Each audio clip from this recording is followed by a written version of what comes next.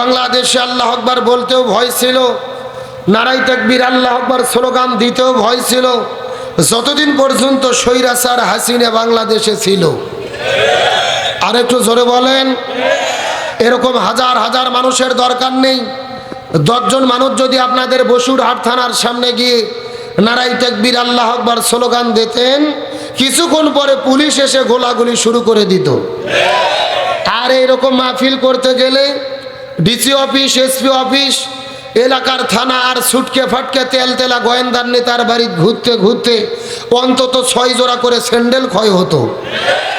তারপরেও দেখা যায় মেম্বার অনুমতি দিলে চেয়ারম্যান মাহফিল বন্ধ করে, চেয়ারম্যান অনুমতি দিলে এমপি বন্ধ করে, এমপি অনুমতি দিলে মন্ত্রী বন্ধ করে, মন্ত্রী অনুমতি দিলে মেয়র বন্ধ করে। ওদের নিজেদের ভেতরে কুকুরের মতো কামড়া কামড়ি করার কারণে শত শত কোরআনের মাহফিল বাংলাদেশে বন্ধ হয়েছে। আজকে নতুন একটা স্বাধীন দেশ আমরা পেয়েছি, খুশি না বেজার? চিৎকার করে পড়তেছে আলহামদুলিল্লাহ। সম্মানিত উপস্থিত হাজিরিন, গভীর মনোযোগ।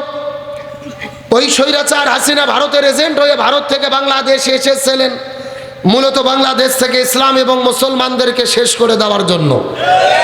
তার ধারাবাহিকতায় গত 16 বছরে আমরা দেখেছি বাংলাদেশের শিক্ষা ব্যবস্থার মধ্য থেকে কোরআন হাদিসের শিক্ষাকে কেটে দিয়ে তারা ঢুকিয়ে দিয়েছিল বান্দরের শিক্ষা। হাজার হাজার আলেমদেরকে জেলের মধ্যে বন্দী করেছে, কাউকে বা মিথ্যা মামলা দিয়ে ফাঁসির দড়িতে ঝুলিয়েছে, দাড়ি টুপিওয়ালাদেরকে গ্রেপ্তার করে করে জঙ্গিবাদের নাটক করেছে। এমনকি যখন তাদের ক্ষমতার চের নরভর হয়ে গেল, ভারতের ইশারায় তারা চিন্তা করে দেখেছিল বাংলাদেশে যতগুলো ইসলামী দল রয়েছেন তার মধ্যে সবচাইতে শক্তিশালী ইসলামী দল হলো বাংলাদেশ জামাত ইসলামী। 1 তারিখে তারা জামাত ইসলামকে নিষিদ্ধ করলো। আর আল্লাহর কি খেলা, 5 তারিখে ছিঁড়ে জুতো ছিঁড়ে শাড়ি পরে মামু বাড়ি দিল্লি পালাতে বাধ্য হলো। এমন করে পালিয়ে গেছে হেলিকপ্টারে চড়ে। 10 সেকেন্ডের একটা ভিডিও টেলিভিশনের মধ্যে আপনারা দেখছেন না? উনি হেলিকপ্টারে চড়ে পালিয়ে যাচ্ছে। ওই ভিডিও দেখে মনে হচ্ছে এটা 16 বছরের প্রধানমন্ত্রী শেখ হাসিনা না, ওটা আপনাদের বসুরহাটের কাজের মেয়ে সকিনে। এ কথা কর না গা, মানে ওর শাড়ির আসলও ঠিক নেই, কুচিও ঠিক নেই। তার মানে বোঝা যাচ্ছে উনি পালিয়ে যাওয়ার আগে মনোযোগ দিয়ে শাড়িটাও পরতে পারেনি। গণভবনের মধ্যে ইলিশ মাছ রান্না করছে, গরুর গোস্ত ভুনো করছে। আল্লাহর কি খেলা, আল্লাহ খাওয়ার পর্যন্ত টাইম দেয় নাই। এগুলো কার ফয়সালা? আল্লাহ তাআলা বলেন ওয়ামাকারু ওয়ামাকার আল্লাহ আল্লাহু খায়রুল মাকিরিন। তারাও ষড়যন্ত্র করে, আল্লাহ কৌশল অবলম্বন করে। কার কৌশল বিজয়ী হয়? আরো জোরে বলেন। তারা ষড়যন্ত্র করেছিল ইসলামকে শেষ করে দেওয়ার জন্য, ইসলামী দলকে নিশ্চিহ্ন করে দেওয়ার জন্য। অথচ তারা পালিয়ে যাওয়ার পরে বাংলাদেশে দেখা যাচ্ছে বর্তমানে বাংলাদেশে ইসলামপন্থীদের গণজোয়ার চলতেছে। গত 16 বছর যারা স্বৈরাচারের দালালি করেছে ওরাও এখন জামাতের লোক ফোন দিয়ে বলতেছে, ভাই আগে থেকে তলে তলে মনে মনে আপনাদের সাথেই ছিলাম। কথা কর না গা। অথচ 16 বছর কিন্তু স্বৈরাচারের দালালি করেছে না। এতে কিন্তু আমরা বেজার না, এতে মন খারাপ না। রসুল যেদিন মক্কা বিজয় করেছিলেন সেই দিন সারা জীবন রসুলের বিরোধিতা করেছে, ইসলামের বিরোধিতা করেছে আবু সুফিয়ান। অথচ মক্কা বিজয়ের দিনে তিনি কালেমা পড়ে মুসলমান হয়েছেন। সুবহানাল্লাহ বলেন। আল্লাহর কোরআন বলতেছেন ইজা জা নাসরুল্লাহি ওয়াল ফাত। হে রসুল, আপনি দেখবেন আল্লাহর পক্ষ থেকে যখন সাহায্য আর বিজয় আসবে, ওয়ারাইতান নাস, আপনি মানুষদেরকে দেখবেন ইয়াদখুলুনা ফি দীনিল্লাহি আফওয়াজা, মানুষেরা দলে দলে কাতারে কাতারে ইসলামপন্থী দলেদের দিকে তারা ধাবিত হবে। সুবহানাল্লাহ বলেন। এগুলো কার ঘোষণা? আল্লাহ বলতেছেন যখন সাহায্য আর বিজয় আসবে মানুষেরা ইসলামী দলের দিকে কি হবে? ধাবিত হবে, ফিরে আসবে। এটা আল্লাহর বক্তব্য। কিন্তু আমি মনে করি আল্লাহ আমাদেরকে যেটা দিয়েছেন এটা কিন্তু বিজয় নয়, এটা হলো স্বাভাবিক সাহায্য। জোরে বলেন, এটা কি? এই বাংলাদেশে তখনই আমরা বিজয়ী হব যখন বাংলার জমিনে কোরআন বিজয় হবে। আল্লাহর জমিনে আল্লাহর দিন কায়েম হবে। আল্লাহর দিন কায়েম হওয়া স্যার আমরা বিজয়ী হব। তাহলে আমার নবী যে মক্কা বিজয় করার পরে সাধারণ ক্ষমা ঘোষণা করলেন, জোরে বলেন কি ঘোষণা? গভীর মনোযোগ ভালো করে বুঝবেন। রসুল বললেন সাধারণ ক্ষমা ঘোষণা করে দিলাম, তবে কিন্তু উমুক ব্যক্তি ক্ষমা পাবে না, উমুক ব্যক্তি ক্ষমা পাবে না। এই 13 জন ব্যক্তি যদি ঘরের ভেতরে ঢোকে ওদেরকে ওখানেই শাস্তি নিশ্চিত করতে হবে। এমনকি এই 13 ব্যক্তি যদি কাবা ঘরের ভেতরেও ঢোকে ওখানেই তাদেরকে হত্যা করতে হবে। তার মানে বোঝা গেল সাধারণ ক্ষমা সবার জন্য না। ভালো করে বুঝবেন, সাধারণ ক্ষমা সবার জন্য। গত 16 বছর যারা আওয়ামী লীগ দল করত, আওয়ামী লীগ দলের সমর্থক ছিল কিন্তু কোনো অপরাধ করেনি, এদের জন্য সাধারণ ক্ষমা। আমার কথা কি বোঝা যায়? কিন্তু যারা পরিষ্কার অপরাধের সঙ্গে জড়িত, হাজার হাজার মানুষের নামে মিথ্যা মামলা দিয়ে ঘর বাড়ি ছাড়া করেছে, মানুষের নামের লিস্টে পাঠাইয়া ক্রস ফায়ার দিয়েছে, হাজার হাজার মানুষদেরকে ঘর বাড়ি ছাড়া করেছে, গণহত্যার সঙ্গে যারা পরিষ্কার ভাবে জড়িত, এদের বিচার বাংলার জমিনে হতেই হবে। গভীর মনোযোগ ভালো করে বুঝবেন, বিভ্রান্ত হবেন না। অন্যায় করেনি তাদের জন্য ক্ষমা, কিন্তু যারা অপরাধ করেছে তাদের শাস্তি পেতেই। ওই স্বৈরাচার ভারতে যাওয়ার পরে সেখান থেকে লন্ডনে যেতে চেয়েছে, কানাডা যেতে চেয়েছে, কোনো দেশ তাকে ভিসা দেয় নাই। কোরআনের ফাঁকে আল্লামা সাঈদী বলেছিলেন এমন একটা সময় আসবে ওই স্বৈরাচাররা পালানোর জন্য ইঁদুরের গর্তও খুঁজে পাবে না। ওই কোরআনের ফাঁকে আল্লামা সাঈদী যেই বক্তব্য দিয়ে বিদায় নিয়ে চলে গেছে, আজকে তাদের সঙ্গে আজকে আল্লামা সাঈদীর বক্তব্য 100% মিলে যাচ্ছে। তাহলে যুগে যুগে ইসলামের বিরুদ্ধে ষড়যন্ত্র চলবে, কিন্তু আল্লাহ বলেন তারা যতই ষড়যন্ত্র করুক এই জমিনের ভেতরে দ্বীন ইসলামকে টিকিয়ে রাখবেন কে?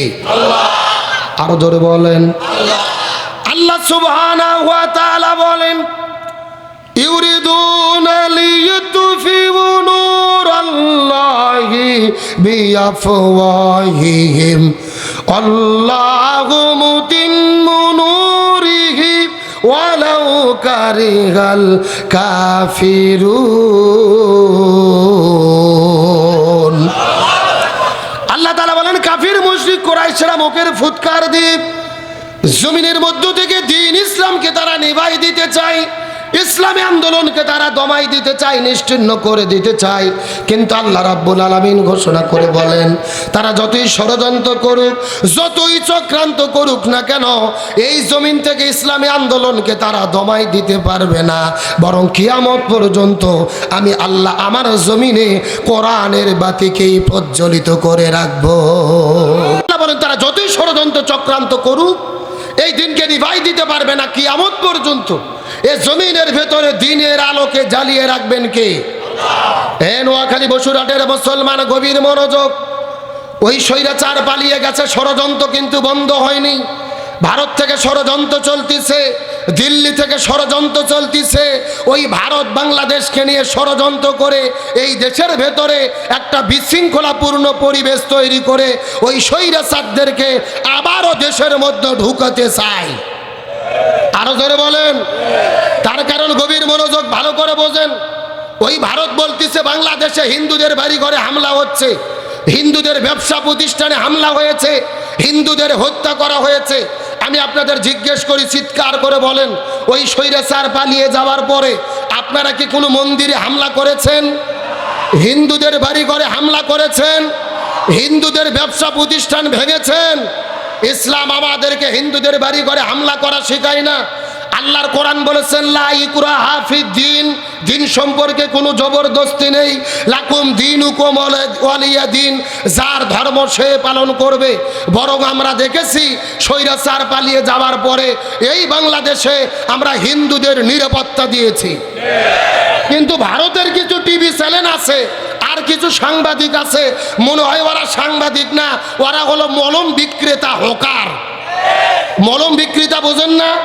পাগলা মলম আর শ্রীপুরের ট্যাবলেট ওই বাজারে বাজারে যেরকম বিক্রি করে ওই রকম একটা সাংবাদিক আছে যার নাম হলো ময়ূক রঞ্জন ঘোষ। এ দেখবেন সংবাদ পড়ে না, ওই টেলিভিশনের ভেতরে শুধু ছাগলের 3 নম্বর বাচ্চার মতো লাফালাফি করে। বলে এই যে হিন্দুদের বাড়িতে হামলা হলো, এই যে হিন্দুদের দোকান ফাটাইলো, এই যে হিন্দুদের সব কিছু শেষ করে দিল, যুবকেরা একে দেখেছো কি দেখো নাই? এখন সত্য করে বলবেন, আমরা হিন্দুদের বাড়ি থেকে হামলা করেছি? বরং আমরা দেখেছি গত দুর্গা পূজায় জামাত ইসলামের ভাইরা, ইসলামী ছাত্র শিবিরের ভাইরা, বিএনপির নেতারা, কৌমি আলিয়া মাদ্রাসার ছাত্ররা ওদের মুন্ডুবে গিয়ে তাদের দুর্গকে নিরাপত্তা দিয়েছে। আমরা তাদের মন্দিরকে নিরাপত্তা দেই, আর তারা ভারতের ভেতরে মুসলমানদের কলিজার টুকরা বাবরি মসজিদকে ভেঙে দিয়ে তারা রাম মন্দির তৈরি করে। এই জন্য নরেন্দ্র মোদীকে বলি, এই বাংলাদেশে হিন্দুরা জামাই আদরে বসবাস করতেছে, হিন্দুদের নিয়ে তোমাদের টেনশন করা লাগবে না, তোমরা নিজের সরকারি তেল দাও, তোমরা আগে নিজেরা মানুষ হও। যেই ভারতে প্রতিনিয়ত গরু জবে করার কারণে মুসলমানদের জবে করে হত্যা করা হয়, আসামে মুসলমানদের হত্যা করা হয়, পুরো ভারতে মুসলমানদের হত্যা করা হচ্ছে। ভারতকে বলতে চাই, বাংলাদেশের বিষয়ে নাক না গলাইয়া তোমরা ভারতের মুসলমানদের নিরাপত্তা দাও। তবে আল্লাহর কি খেলা, আল্লাহর কি ফায়সালা। যেই ময়ূক রঞ্জন ঘোষ, এই হলো মলম ব্যক্তিতা, হকার সাংবাদিক। গত 3 দিন আগে দেখলাম ভারতের নাগরিকেরা পিএস মরিচ, আদা, রসুন নিয়ে যাইয়া তার বাড়ির চতুর্পাশে ফেলে দিয়ে তার বাড়িকে ঘেরাও করেছে। সে বাড়িতে থাকতে পারতেছে না, তার বাড়িকে ভারতের লোকেরা ইন্টারন্যাশনাল পায়খানা বানাই আনেছে। আল্লাহ আকবার বলেন। এ বলেছিল ফেনী থাকবে না, চট্টগ্রাম থাকবে না, নোয়াখালী থাকবে না, আমরা ফেনী, চট্টগ্রাম, নোয়াখালী নিয়ে নেব। ও ফেনী নিতে গেছে, আজকে তার বাড়ি ভারতের জনগণ নিয়ে নিছে, তার বাড়িকে ইন্টারন্যাশনাল পায়খানা বানায় নিয়েছে। কার ফায়সালা? তার মানে বোঝা যায় অন্যের জন্য গর্ত খুললে ওই গর্তে নিজেকেই পড়তে হয়। ওই শুভেন্দু অধিকারী বলেছিল বাংলাদেশের লোককে পেঁয়াজ দেব না, মরিচ দেব না, খাদ্য দেব না। আল্লাহর কি খেলা, বাংলাদেশের জনগণ আমরা সচেতন, আমরা বলেছি তোমরা তো কি দেবা না, আমরাই তোমাদের মাল খাবো না। 15 দিন পরে দেখা যাচ্ছে ভারতে পেঁয়াজ হলো 2 টাকা কেজি, আর আপনার আলু হলো 1.5 টাকা কেজি। কৃষকেরা রাস্তার মধ্যে আলু ফেলে দিয়ে আন্দোলন করতেছে। তার মানে বোঝা গেল ওদের পণ্য আমাদের কাছে বিক্রি না করলে আমাদের চাইতে ওদের ক্ষতি বেশি। এ কথা কর না কে? কলকাতার ব্যবসায়িকদের লাল বাতি জ্বলতেছে, লাল বাতি। ওই হসপিটাল বন্ধ, ব্যবসা প্রতিষ্ঠান বন্ধ, গভীর মনোযোগ। ভারত বলেছে পিএস দেব না, প্রতিদিন 1 জাহাজ করে পিএস আমাদের পাকিস্তান পাঠাচ্ছে। আচ্ছা বলেন তো, ভারত আমাদের যে পিএস দেয়, মাংনা দেয়, ফ্রি দেয় না টাকা নেয়? তে টাকা দেয় যদি কিনে খাওয়া লাগে, এক ভারত যদি না দেয়, আরো 195টা দেশ পৃথিবীতে আছে। ভারত বন্ধ করছে, এখন আমরা প্রীতি করতেছি পাকিস্তানের সাথে। এ কথা কর না কে? আর পাকিস্তান হলো ভারতের সতীন। ভারতের কি? এখন আমরা প্রীতি করছি ভারতের সতীনের সঙ্গে। এখন ভারতের জ্বালা জ্বালা। আমরা পরিষ্কার করে বলি, কোম্পানিগঞ্জ বসুরহাটের মুসলমান, দেশের নাগরিক হিসেবে আমাদের সচেতন হতে হবে। ভারত বাংলাদেশকে নিয়ে ষড়যন্ত্র করতে করতে আমার দেশের পতাকায় আগুন দিয়েছে, দূতাবাসে হামলা করেছে, এমনকি তারা বাংলাদেশের সীমান্তের চতুর্দিকে সেনাবাহিনী রেডি করতেছে, আমার দেশে হামলা করার পরিকল্পনা করেছে। আমাদের কথা পরিষ্কার, এই বাংলার জমিনে 18 কোটি ছাত্র জনতা রাজপথে নেমেছে, স্বৈরাচার পালাতে বাধ্য হয়েছে। আমরা প্রয়োজনে আবার 18 কোটি জনগণ হাতে হাত রেখে মাথায় কাপনের কাপড় বেঁধে রাজপথে নামবো। এই বাংলাদেশের স্বাধীনতা, সার্বভৌমত্ব 1 ইঞ্চি মাটি নিয়ে ওই ভারতের দাদাবাবুদেরকে আমরা সিনিমিনি খেলতে দেব না, দেব না, দেব না। কারা কারা দেশের জন্য রাজি আছেন? 2টি হাত আল্লাহকে তুলে দেখান।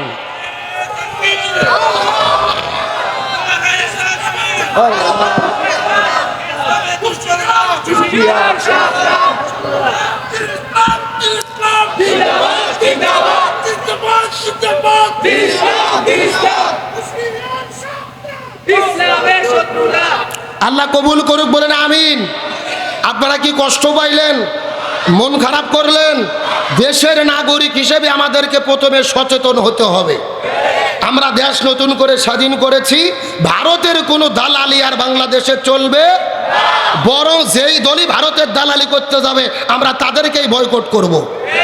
ছাত্র জনতা দেশ স্বাধীন করেছে, আমরা মাথা উঁচু করে বাঁচতে চাই। আসেন আলোচনার দিকে। আজকের আলোচনার বিষয় হলো আমরা বাংলাদেশে শান্তি চাই কি চাই না। 1947 সালে ভারত, বাংলাদেশ, পাকিস্তান আমরা ব্রিটিশদের কাছ থেকে স্বাধীন হয়েছিলাম বাংলাদেশে আমরা শান্তি পাওয়ার জন্য। কিন্তু দুর্ভাগ্যজনক বিষয় হলেও আমরা বাংলাদেশে শান্তি পাই নাই, যার ফলশ্রুতিতে 1971 সালে বাংলাদেশ আমরা আবারও স্বাধীন করলাম। উদ্দেশ্য কি? আমরা শান্তি পেতে চাই, কিন্তু আমরা শান্তি পেলাম না।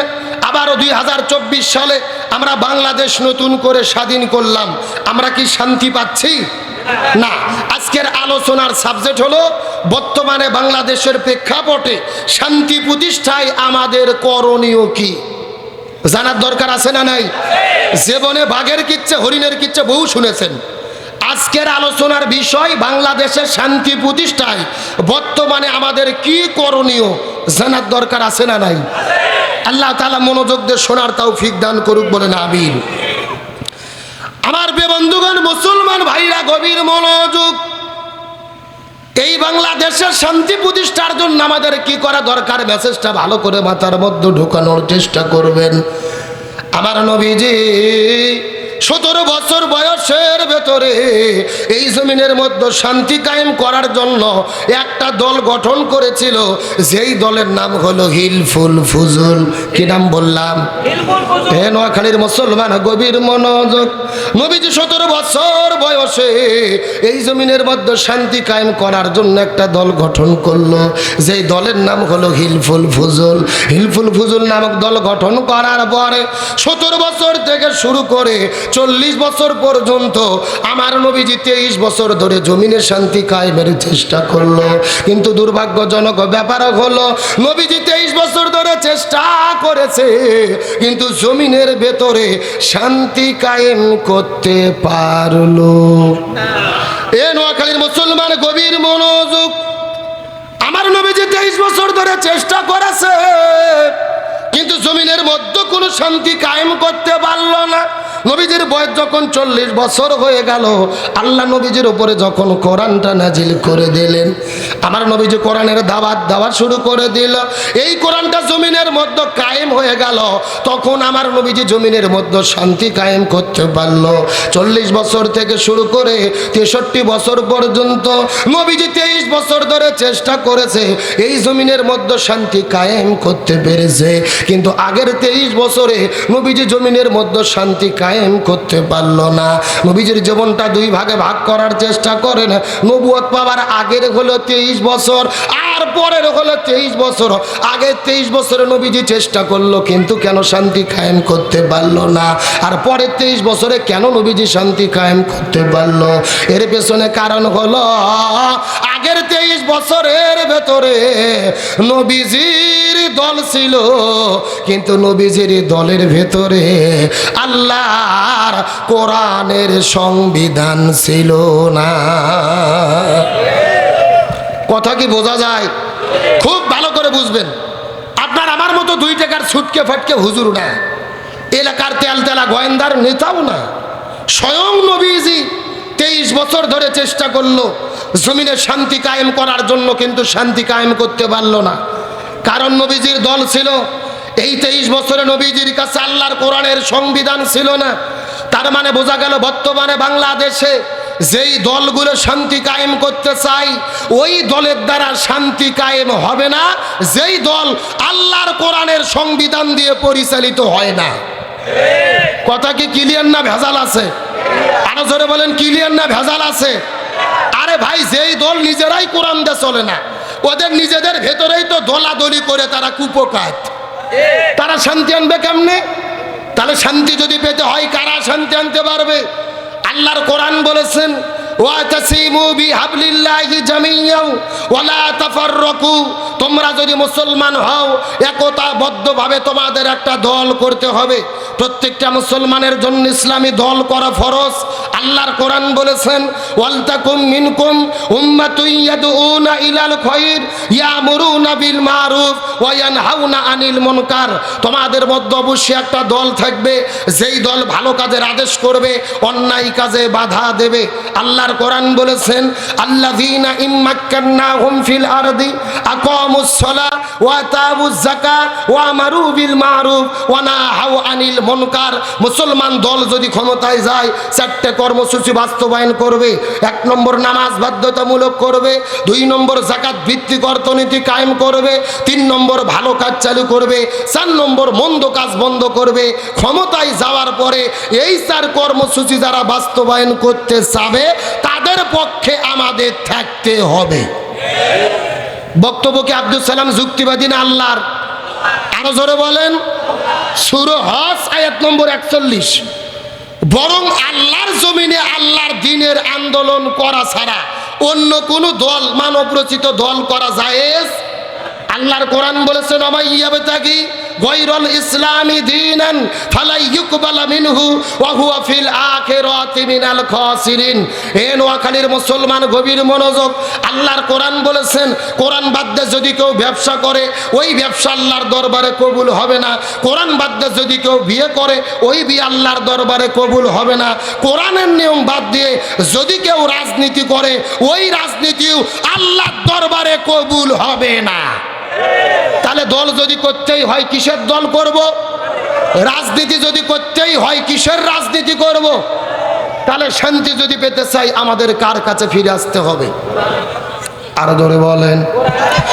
এই জন্য আল্লাহ সুবহানাহু ওয়া তাআলা বলেন, ومن أعرض عن ذكري فإن له معيشة ضنكا ونحشره يوم القيامة أعمى। আরো জোরে বলেন আল্লাহু আকবার। সূরা তাহা 16 নম্বর পারার 19 নম্বর পৃষ্ঠার 13 নম্বর লাইন, 124 নম্বর আয়াতে কারিমা। তাফসীর ইবনে কাসিরের মধ্য থেকে বলতেছি, আল্লাহ তাআলা ডাকতে বলে, পৃথিবীর মানুষেরা গভীর মনোযোগ দিয়ে বোঝার চেষ্টা করো। এই জমিনের মধ্যে যদি তোমরা শান্তি কায়েম করতে চাও, ব্যক্তি, পরিবার, সমাজ, রাষ্ট্র, রান্নাঘর থেকে শুরু করে সংসদ ভবন পর্যন্ত যদি তোমরা শান্তি কায়েম করতে চাও, কোরআন বাদ দিয়ে যারা জীবন পরিচালনা করবে, এদের জীবনে কোনো শান্তি থাকবে না। আমি তাদের জীবনটাকে অশান্তিতে ভরে দেব। আর কোরআন বাদ দিয়ে যারা জীবন পরিচালনা করবে, আমি আল্লাহ তাদেরকে হাসরের ময়দানে 2 চক্ষে অন্ধ করে উঠাবো। কোরআন যারা মানবে না, তাদের জীবনে অশান্তি দেবে কে? আর 2 চক্ষে অন্ধ করে কে উঠাবে? তাহলে যদি শান্তি পেতে চাই, কার কাছে আসা লাগবে? এই জন্য আল্লাহর কোরআন বলেছেন, ফামান তাবিয়া হুদায়া ফালা খাউফুন আলাইহিম ওয়ালা হুম ইয়াহজানুন। গভীর মনোযোগ লক্ষ্য করেন। এই যে আপনারা লিখে দিয়েছেন আব্দুল সালাম যুক্তিবাদী পোস্টারের ভেতরে, আমি যুক্তিতে কিছু কথা আপনাদেরকে বুঝাই। মনে করেন বাংলাদেশে ঢাকা শহরে বিশাল বড় একটা পানির ট্যাঙ্কি আছে। যেরকম কিসের ট্যাঙ্কি? ওই ট্যাঙ্কির মধ্যে থেকে পাইপ দিয়ে দিয়ে বাংলাদেশের 64টা জেলায় পানি সাপ্লাই দেওয়া হয়। কিন্তু এই ট্যাঙ্কির ভেতরে একটা মরা বিড়াল মরিয়ে পচে গন্ধ উঠে আসে। একটা পাইপ আস্তে আস্তে আস্তে আপনাদের নোয়াখালী বসুর হাটেও এসেছে। এখন বলেন তো, পাইপ দিয়ে যেই পানি বের হচ্ছে, ওই পানিটা ভালো না গন্ধ? আর একটু জোরে বলেন।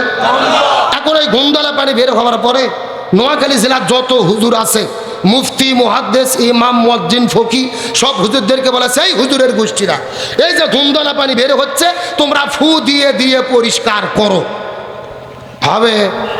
আচ্ছা, নোয়াখালী জেলার হুজুর তো দূরের কথা, কাবা শরীফের ইমামও যদি এসে পানি ফু দেয়, পানি পরিষ্কার হবে? আচ্ছা বলেন তো, পানি পরিষ্কার করতে গেলে কি পরিষ্কার করা লাগবে? ওই ঢাকা শহরের ট্যাঙ্কি পরিষ্কার করা লাগবে। এটা কি বুঝেছেন? এবার আসল ওয়াজ শোনেন, আসল ওয়াজ। এই বাংলাদেশেও একটা শান্তি প্রতিষ্ঠার ট্যাঙ্কি আছে, যার নাম হলো সংসদ ভবন। আরো জোরে বলেন। আর ওই সংসদের ভেতর থেকে বাবার আইন, দাদার আইন, চাচার আইন, খালার আইন, ফুপুর আইন, কার্ল মার্ক্সের আইন, লেনিনের আইন, পুতিনের আইন, সক্রেটিসের আইন, প্লেটোর আইন, ধর্মনিরপেক্ষতাবাদ, জাতীয়তাবাদ, সোশ্যালিজম, ক্যাপিটালিজম, ভারতের আইন, ব্রিটিশের আইন, বাপদাদার মানব রচিত তন্ত্র মন্ত্রকে জুতো এবং ঝাঁটাপিটা করে বিদায় করে দিয়ে যতদিন পর্যন্ত এই কোরআন সংসদের মধ্যে ঢুকাইয়া কোরআন দিয়ে বাংলাদেশ পরিচালিত না হবে ততদিন পর্যন্ত এই জমিনের ভেতরে শান্তি আসতে পারে না, পারে না, পারে না। সুতরাং বাংলাদেশে শান্তি কায়েমের জন্য কোরআন দিয়ে বাংলাদেশ চলুক, এটাকে আপনারা চান? কারা কারা চান? দুটি হাত আল্লাহকে তুলে দেখান।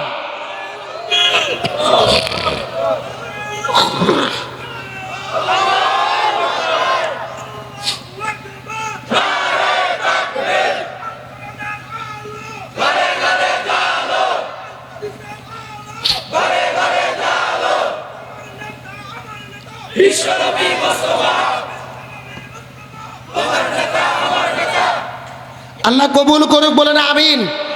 একেবারে সোজা কথা, জমিন যার আইন চলবে তার। আল্লাহর জমিনে আল্লাহর আইন কায়েম করা ছাড়া শান্তি আসতে পারে? এ জোরে বলেন পারে? তাহলে চিৎকার করে বলেন শান্তির জন্য কি লাগবে? আরো জোরে বলেন। আর এই কোরআন যদি জমিনে আমরা কায়েম করতে চাই, কোরআনের পক্ষে থাকতে গেলে বিপদ আছে না নাই? কিন্তু কোরআনের পক্ষে থাকার কারণে যারাই ষড়যন্ত্র করে তারা কি দেশে থাকতে পারে নাকি পালাতে হয়? এই বাংলাদেশ আমাদের প্রিয় ভাই শহীদ আল্লামা দিলওয়ার হোসেন সাইদির পরে সবচাইতে যিনি বেশি জনপ্রিয়তা অর্জন করেছিল আমাদের প্রিয় ভাই ডক্টর মিজানুর রহমান আল আজহারি। তাকে ষড়যন্ত্র করে দেশ থেকে বের করে দেওয়া হলো। 5 বছর পরে তিনি দেশে ফিরলেন। গতকালকে কক্সবাজার তিনি পেকুয়াতে মাহফিল করলেন।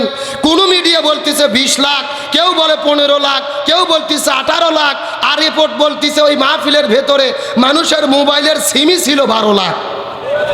তার মানে বোঝা যাচ্ছে 12 লাখ যদি সিম থাকে অন্তত 15 লাখ লোক তার মাহফিলে ছিল। কথা বলেন ঠিক কিনা? মিজানুর রহমান আজহারিকে দেশ ছাড়া করেছ, তখন মাহফিলের লোক হইতো 1 লাখ, আর এখন মাহফিলের লোক হচ্ছে 10 লাখ। তার মানে আজহারিকে দেশ ছাড়া করে কোনো লাভ হয়নি, আল্লাহ তার জনপ্রিয়তা আরো বাড়াইয়া দিছে। আমি গবেষণা করে দেখলাম আজহারি ভাইয়ের এত জনপ্রিয়তার কারণ কি। আপনাদের দুবাই মসজিদে এসেছেন, আলোচনা করেছেন, তার সঙ্গে সরাসরি আপনাদের দেখা হওয়ার সুযোগ হয়েছে। গতকালকে তিনি যখন মাহফিলে গিয়েছেন, মাহফিলে রাতে করবেন মাহফিল, দুপুরবেলা তিনি কক্সবাজার পৌঁছেছে, কিন্তু জুমার দিনে নামাজ পড়ার জন্য একটা মসজিদের ভেতরে তিনি নামাজ পড়তে ঢুকেছে।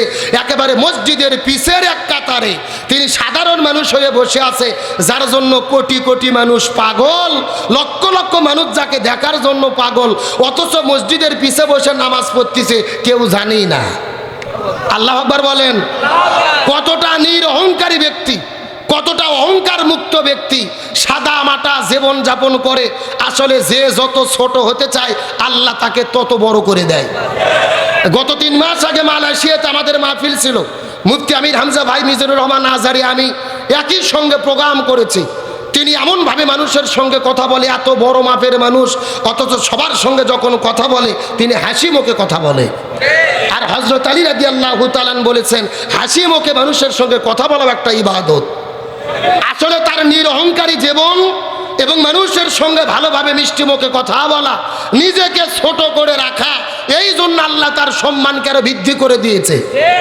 10 লক্ষ 15 লক্ষ মানুষ একটা মানুষের জন্য যেতে পারে। একদিন আগে তার মাহফিলে লোকজন গিয়ে সারা রাত শীতের মধ্যে শুয়ে থেকে সময় পার করতেছে। সুবহানাল্লাহ কোন। আরে ভাই, লক্ষ লক্ষ মানুষ আর হাজার হাজার মিডিয়া, এমপি, মন্ত্রী, আপনাদের মন্ত্রী ছিল ওবায়দুল কাদের, তার সামনেও এত মিডিয়া যায়নি। এ কথা কর না গা। প্রায় 4-5 হাজার মিডিয়া তার জন্য ভিডিও করার জন্য ক্যামেরা লেগে পাগল। আজকে এটিএন বাংলা, এনটিভি, যত টেলিভিশন আছে তার খবর প্রচার হচ্ছে, লাইভ সম্প্রচার হচ্ছে। সম্মান দেওয়ার মালিক কে? তার মানে বোঝা যায় আল্লাহ যদি কাউকে উপর দিকে উঠতে চায়, তাম পৃথিবীর মানুষ যদি পাও ধরে নিচে টানে, কেউ নামাতে পারবে?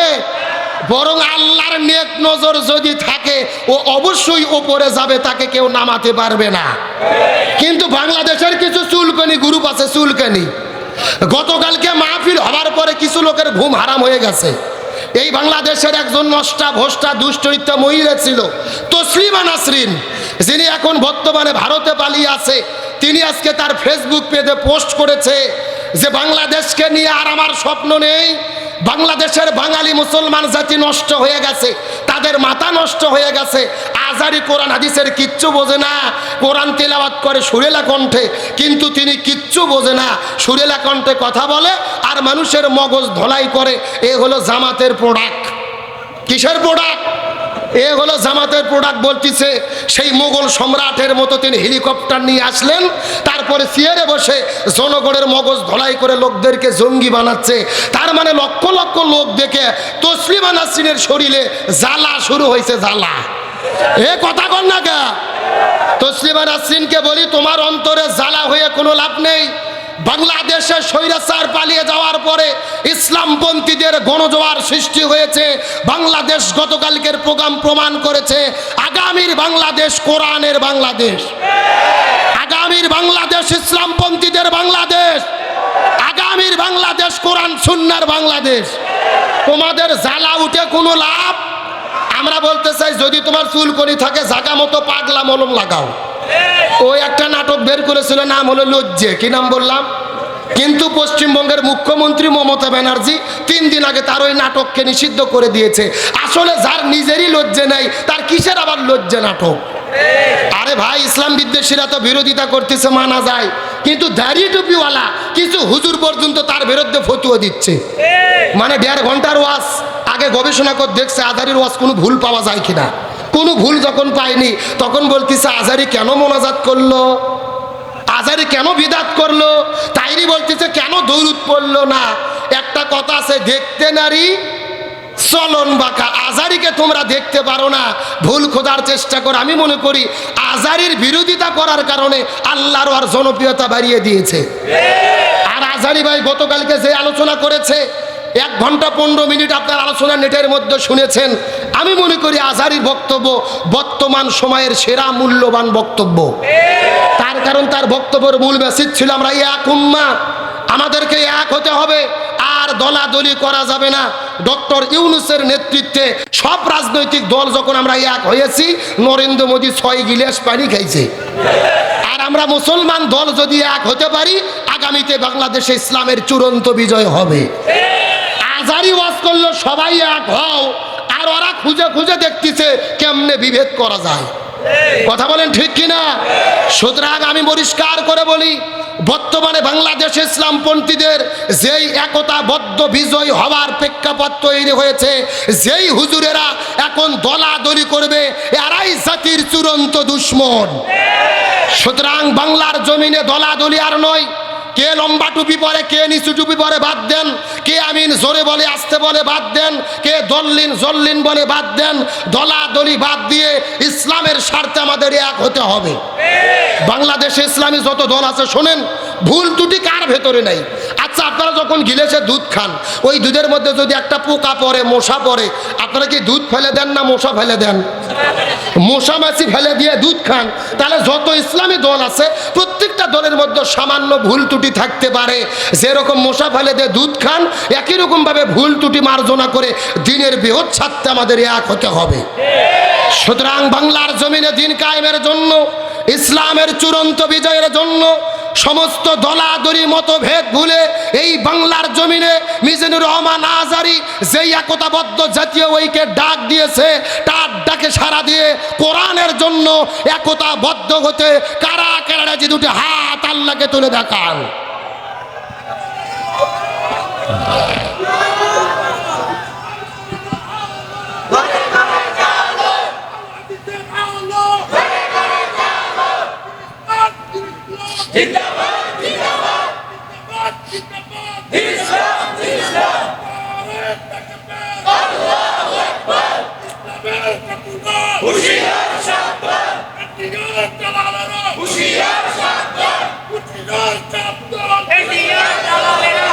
আল্লাহ কবুল করুক, বলেন আমিন। একেবারে সোজা কথা, একতাই শক্তি। এক জায়গায় হলে শক্তি হবে, বিভেদ হলে আমাদের মরতে হবে। এই জন্য আজারি ভাই বলেছেন, যদি তুমি একা থাকো তাহলে তুমি ব্যক্তি, আর যদি ঐক্য হও তাহলেই তুমি শক্তি। আর শক্তির জন্য ঐক্যের কোনো বিকল্প। আসেন মূলে কথার দিকে ফিরে চলে যাই। আল্লাহ তাআলা আমাদেরকে সৃষ্টি করেছেন, এর পেছনে আল্লাহর একটা লক্ষ্য উদ্দেশ্য আছে না নাই? আল্লাহর কোরআন বলেছেন, ওমা খলাকতুল জিন্না ওয়াল ইনসা ইল্লা লিয়াবুদুন, আমি মানুষ এবং জিনকে সৃষ্টি করেছি আমার ইবাদত করার জন্য। সুবহানাল্লাহ বলেন। এখন আজকের আলোচনার মূল বিষয় হলো আল্লাহর কাছে সবচেয়ে প্রিয় ইবাদত কোনটি, আল্লাহর কাছে সবচেয়ে প্রিয় আমল কোনটি। তার কারণ আমাদের নোয়াখালী জেলার কিছু কিছু মানুষের ধারণা শুধু নামাজ পড়ার নাম ইবাদত, হজ করার নাম ইবাদত, জিকির করার নাম ইবাদত। খুব মনোযোগ ভালো করে বুঝবেন, নামাজ, রোজা, হজ, যাকাত অবশ্যই ইবাদত, কিন্তু আল্লাহর কাছে সবচেয়ে দামি ইবাদত হলো এই জমিনের ভেতরে দিন কায়েমের আন্দোলন করা, ইকামতে দিনের কাজ করা, কোরআন বিজয়ের আন্দোলন করা। এখন আপনাদের মনের মধ্যে প্রশ্ন জাগতে পারে, হুজুর এতদিন শুনলাম নামাজ, রোজা, হজ, যাকাত এগুলো হলো আসল ইবাদত, আর আপনি বলতেছেন দিন কায়েমের আন্দোলন সবচাইতে দামি ইবাদত, কারণ কি? ভালো করে বুঝেন। এই বাংলাদেশের তাবলিগ নামে একটা দল আছে না নাই? একটু কথা বলেন। ওই মসজিদে মসজিদে যাই মানুষদেরকে দিনের পথে ডাকে, ভাই নামাজ পড়েন, বহুত ফায়দা, বহুত নেকি। আচ্ছা বলেন তো, তাবলিগের কি কোনো বিপদ বাংলাদেশে আছে? নাই। আচ্ছা বলেন তো, বাংলাদেশে জিকির বাটি আছে না নাই? কথা কয় না। আরে ভাই, বাংলাদেশে যত জিকির চলে, এত জিকির পৃথিবীর কোনো দেশত চলে না। যেই রকম জিকির ওই রকম পীর, ওই রকম মুরিদ, ওই রকম তরিকার জিকির আছে না নাই? আমি কি বলবো? দু একটা বলবো। আল্লাহর ওলি খাজা বাবা, বিশ্বের ওলি খাজা বাবা, ফরিদপুরের কেবলা জাহান, তোমার জন্য কান্দে বাবা, লক্ষ জাকের আউয়ান। এ কথা কন, কথা কন। দুই কান্দর দুই ফেরেশতা আছে না নাই? দুই ফেরেশতা কলম বাড়ি করে শুধু দাঁত দিয়ে কামড়াচ্ছে। আল্লাহ বলছে, কে ফেরেশতা তোমরা কলম দাঁত দিয়ে কামড়াও কেন? ফেরেশতারা বলতেছে, আল্লাহ আমরা তো বুঝবার পাননি, লিখবো কি? কে রে, কোরআন হাদিসে হকামুকি কোতাকুতি কোনো জেকের আছে? বাংলাদেশ তো এমন দেশ, যেই দেশে জেকের হয় বসেন বসেন বইসে যান, আছে না নাই? নাম কি? তাহিরি। কিন্তু এইবার আর তাহিরির জেকের চলতেছে না, এবার জেকের ভাইরাল হচ্ছে তাহিরির বন্ধুর জেকের, হেমতে আল্লাহ, হেমতে আল্লাহ।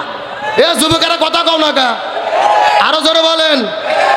মুর্শিদ আমার হুজুরি সাকি মহিমা জানে, গলার মালা বানাই ধীরে ধীরে টানে, হেমতেই আল্লাহ, হেমতেই আল্লাহ।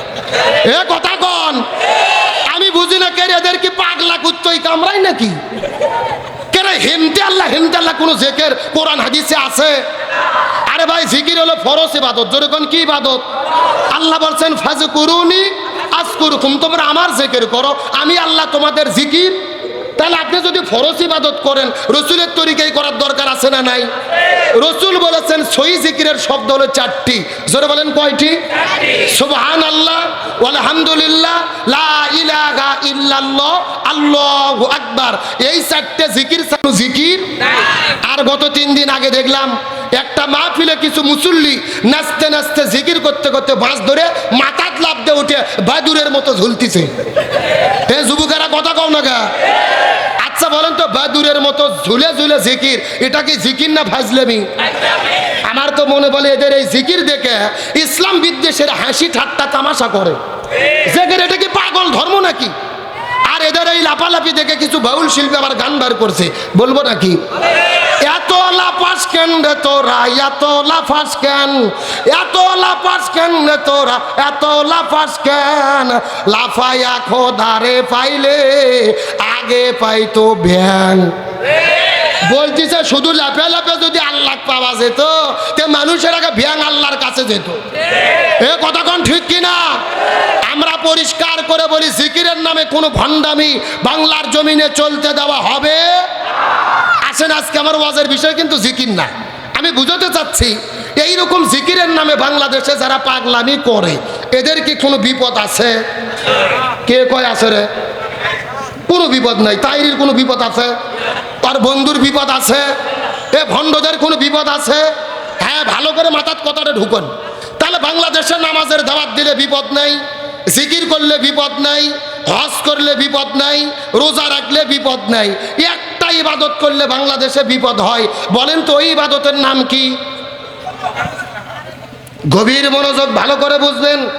বাংলাদেশে নামাজের কথা বললে বিপদ হয় না, হজের কথা বললে বিপদ হয় না, যাকাতের কথা বললে বিপদ হয় না। এই বাংলাদেশে তারাই বিপদে পড়ে যারা জমিনের ভেতরে কোরআন প্রতিষ্ঠার আন্দোলন করে। আর এই জন্যই আল্লাহর কাছে সবচাইতে প্রিয় হলো কোরআন বিজয়ের আন্দোলন করা। তার কারণ নামাজ পড়লে তো বিপদ নাই, রোজা রাখলে বিপদ নাই, প্রতি বছর হজ করলেও বিপদ নাই। বিপদে তারাই পড়ে যারা কোরআন বিজয়ের আন্দোলন। আর এই জন্য আল্লাহর কাছে সব ইবাদতের চেয়ে প্রিয় ইবাদত হলো কোরআন বিজয়ের আন্দোলন করা। গভীর মনোযোগ লক্ষ্য করেন। আমার নবীজি রমজান মাসে 16 দিন রোজা রেখেছে। তথ্যটা মাথার ঢুকান, কয় দিন? 17ই রমজান নবীজি সকালবেলা রোজা ভেঙে ফেললেন, খেজুর খাইলেন, পানি খাইলেন। সাহাবীদেরকে বললেন, সাহাবীরা তোমরাও রোজা ভেঙে ফেলো। সাহাবীরা বলতেছি, ইয়া রাসূলুল্লাহ, এটা কেমন কথা বললেন? আপনি না 3 দিন আগে ওয়াজ করলেন একটা রোজার এত দাম, ইচ্ছা করে যদি কেউ একটা রোজা ছেড়ে দেয় লাগাতার 60টা রোজা রাখতে হবে, আবার যদি একটা রোজা ছেড়ে দেয় আবার লাগাতার 60টা রোজা রাখা লাগবে। আপনি কেন রোজা ছাড়তে বলতেছেন? রাসূল বলতেছে, বেশি বোঝার চেষ্টা করো না। ওয়ামা আতাকুমুর রাসূলু ফাখুযুহু ওয়ামা নাহাকুম আনহু ফান্তাহু। আমি নবী যা বলি তা তোমরা করো, যা করতে নিষেধ করি তা থেকে দূরে থাকো। বেশি বোঝার চেষ্টা করো না।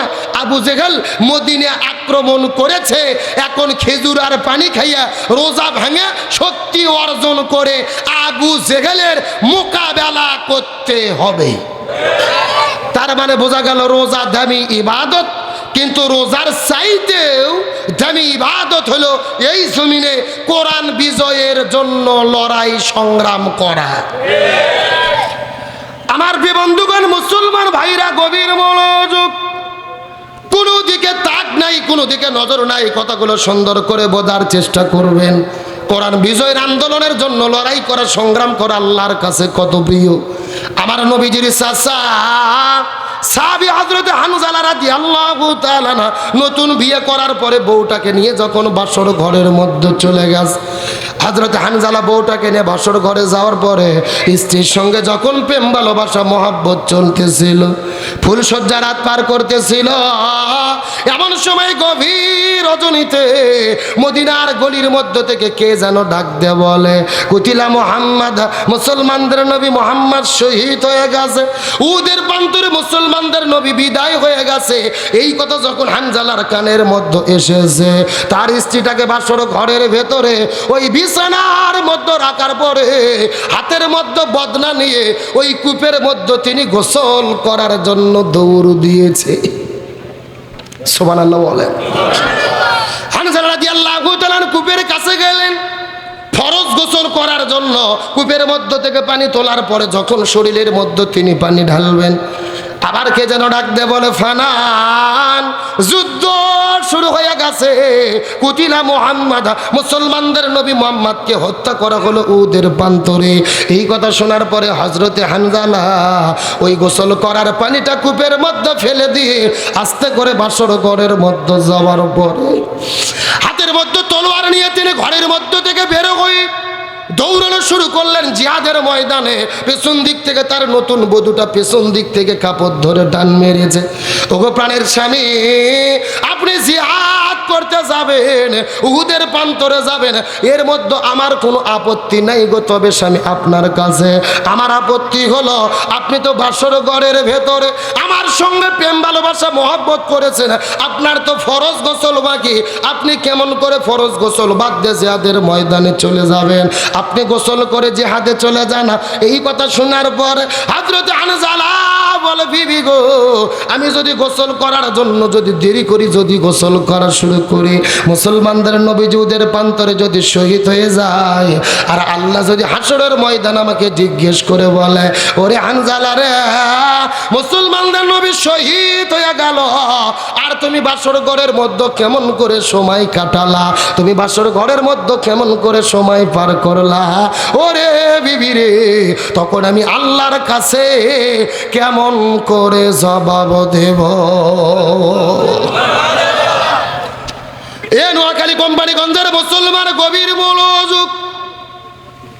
হযরত এই কথাটা বলার পরে বছর ঘরের মধ্যে স্ত্রীকে রাখার পরে হাতের মধ্যে তরবার নেওয়ার পরে দৌড়াইতে দৌড়াইতে যখন তিনি উহুদের প্রান্তরে চলে গেলেন, উহুদের ময়দানে যাওয়ার পরে যুদ্ধ শুরু করেছে। যুদ্ধ করতে করতে যখন ফজর নামাজের সময় হলো, ফজরের আজান হয়ে গেল, কিন্তু তিনি নামাজ পড়তে পারলেন না। যেহেতু তার ফরজ গোসলটা বাকি ছিল, শরীরটা অপবিত্র থাকার কারণে তার ফজরের নামাজটা কাজা হয়ে গেল। জোহর নামাজে রক্ত আসলে জোহরও কাজা হলো, এমনকি আসর নামাজটাও কাজা হয়ে গেল। এ নোয়াখালীর মুসলমান, এক নয় দুই নয়, 3 ওয়াক্ত ফরজ নামাজ কাজা হয়ে গেল। চিৎকার করে বলেন তো দেখি কয় ওয়াক্ত? একদিকে ফরজ গোসল বাকি, আর একদিকে 3 ওয়াক্ত ফরজ নামাজ বাকি। হযরত হামজা যুদ্ধ করা শুরু করে দিলেন। যুদ্ধ চালাইতে চালাইতে কয়েকজন কাফেরকে জমিনের মধ্য থেকে বিদায় করে দিয়েছেন আসর নামাজ পড়ে। মাগরিবের নামাজের কিছু সময় আগে হযরত হামজার পিছন দিক থেকে একটা কাফের আসার পরে তার ঘাড় বরাবর জোরে যখন একটা আঘাত করেছে, হযরত হামজা মাটির মধ্যে পড়ে গেল। তার শরীরের মধ্য থেকে ঝরঝর ঝরঝর করে রক্ত পড়ে। রক্ত পড়তে পড়তে নবীজির চাচা হামজা ওই বাসর ঘর থেকে আসার পরে এই উহুদের প্রান্তরে শহীদ হয়ে বিদায় নিয়ে চলে গেলি। এ নোয়াখালী কোম্পানিগঞ্জের মুসলমান গভীর মনোযোগ।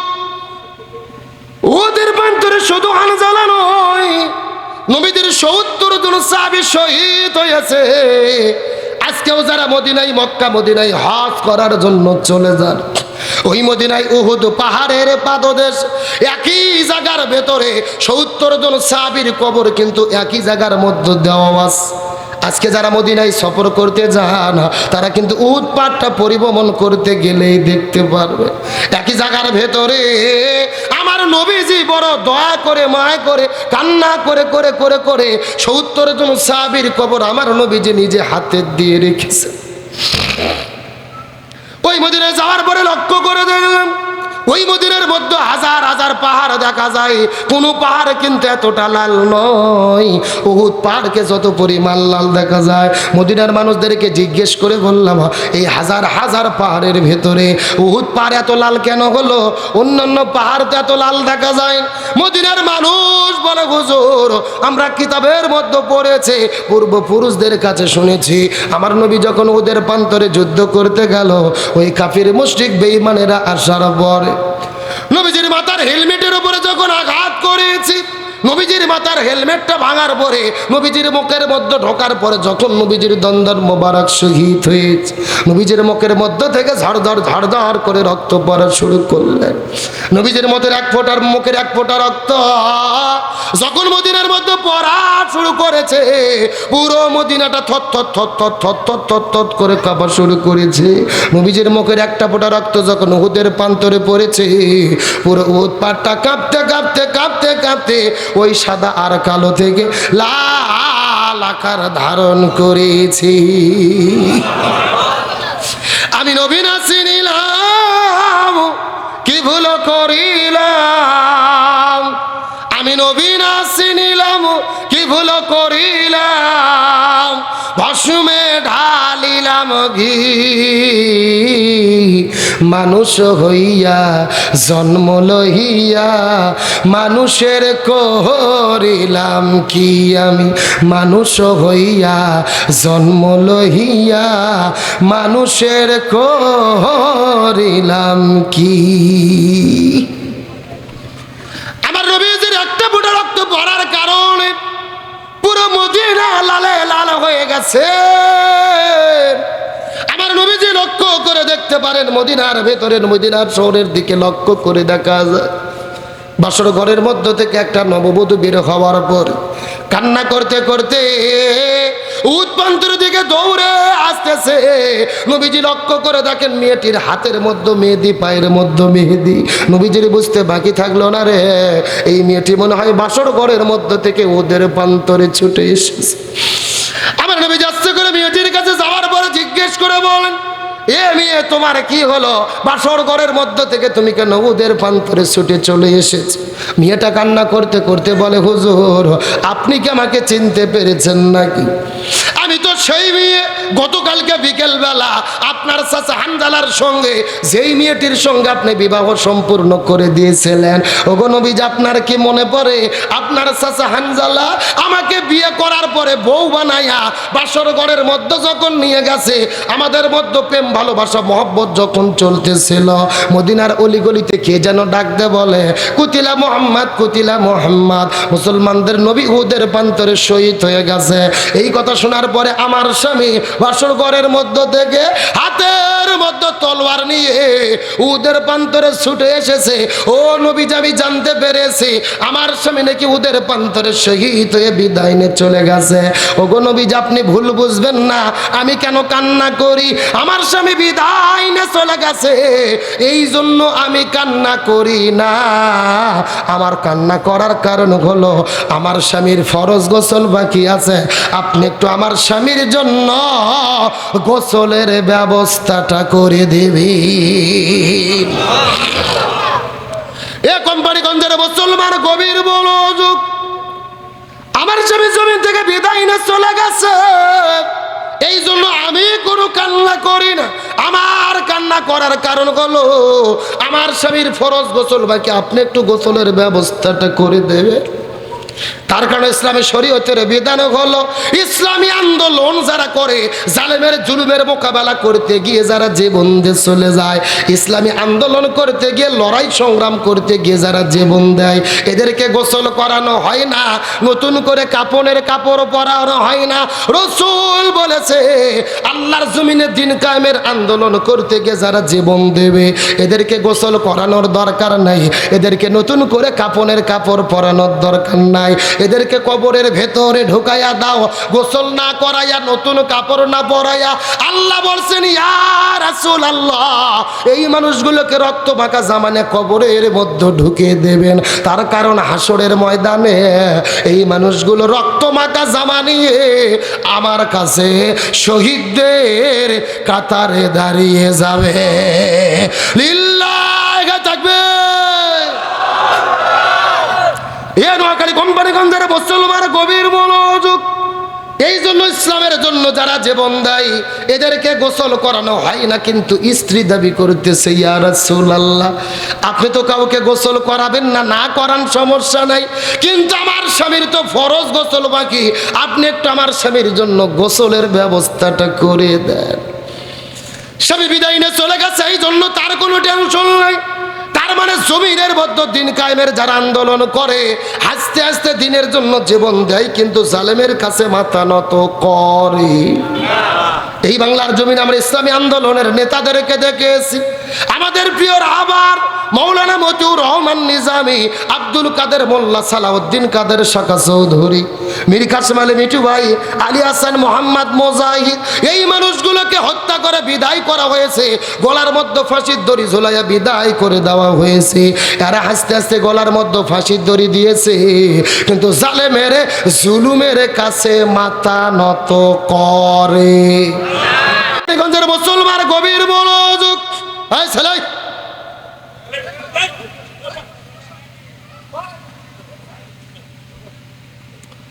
আমার বন্ধুগণ মুসলমান ভাইরা গভীর মনোযোগ লক্ষ্য করেন।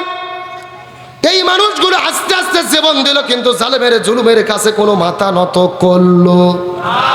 একটা ঘটনা শুধু আপনাদেরকে বলবো শিক্ষার জন্য।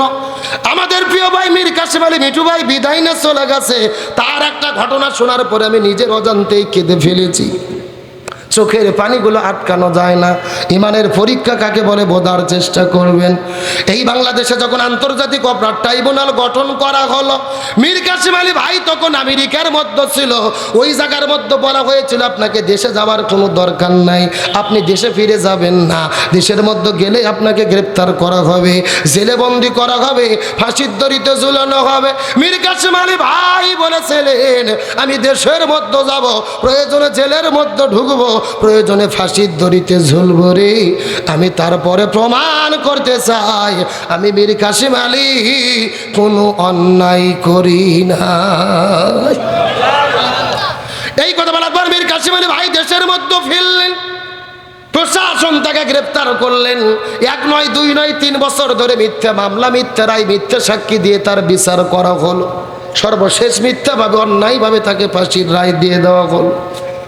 কিন্তু মীর কাসেম আলী ভাইকে যেদিন ফাঁসির দড়িতে ঝোলানো হবে, ওই দিনে ঘটে গেল আশ্চর্যজনক ঘটনা।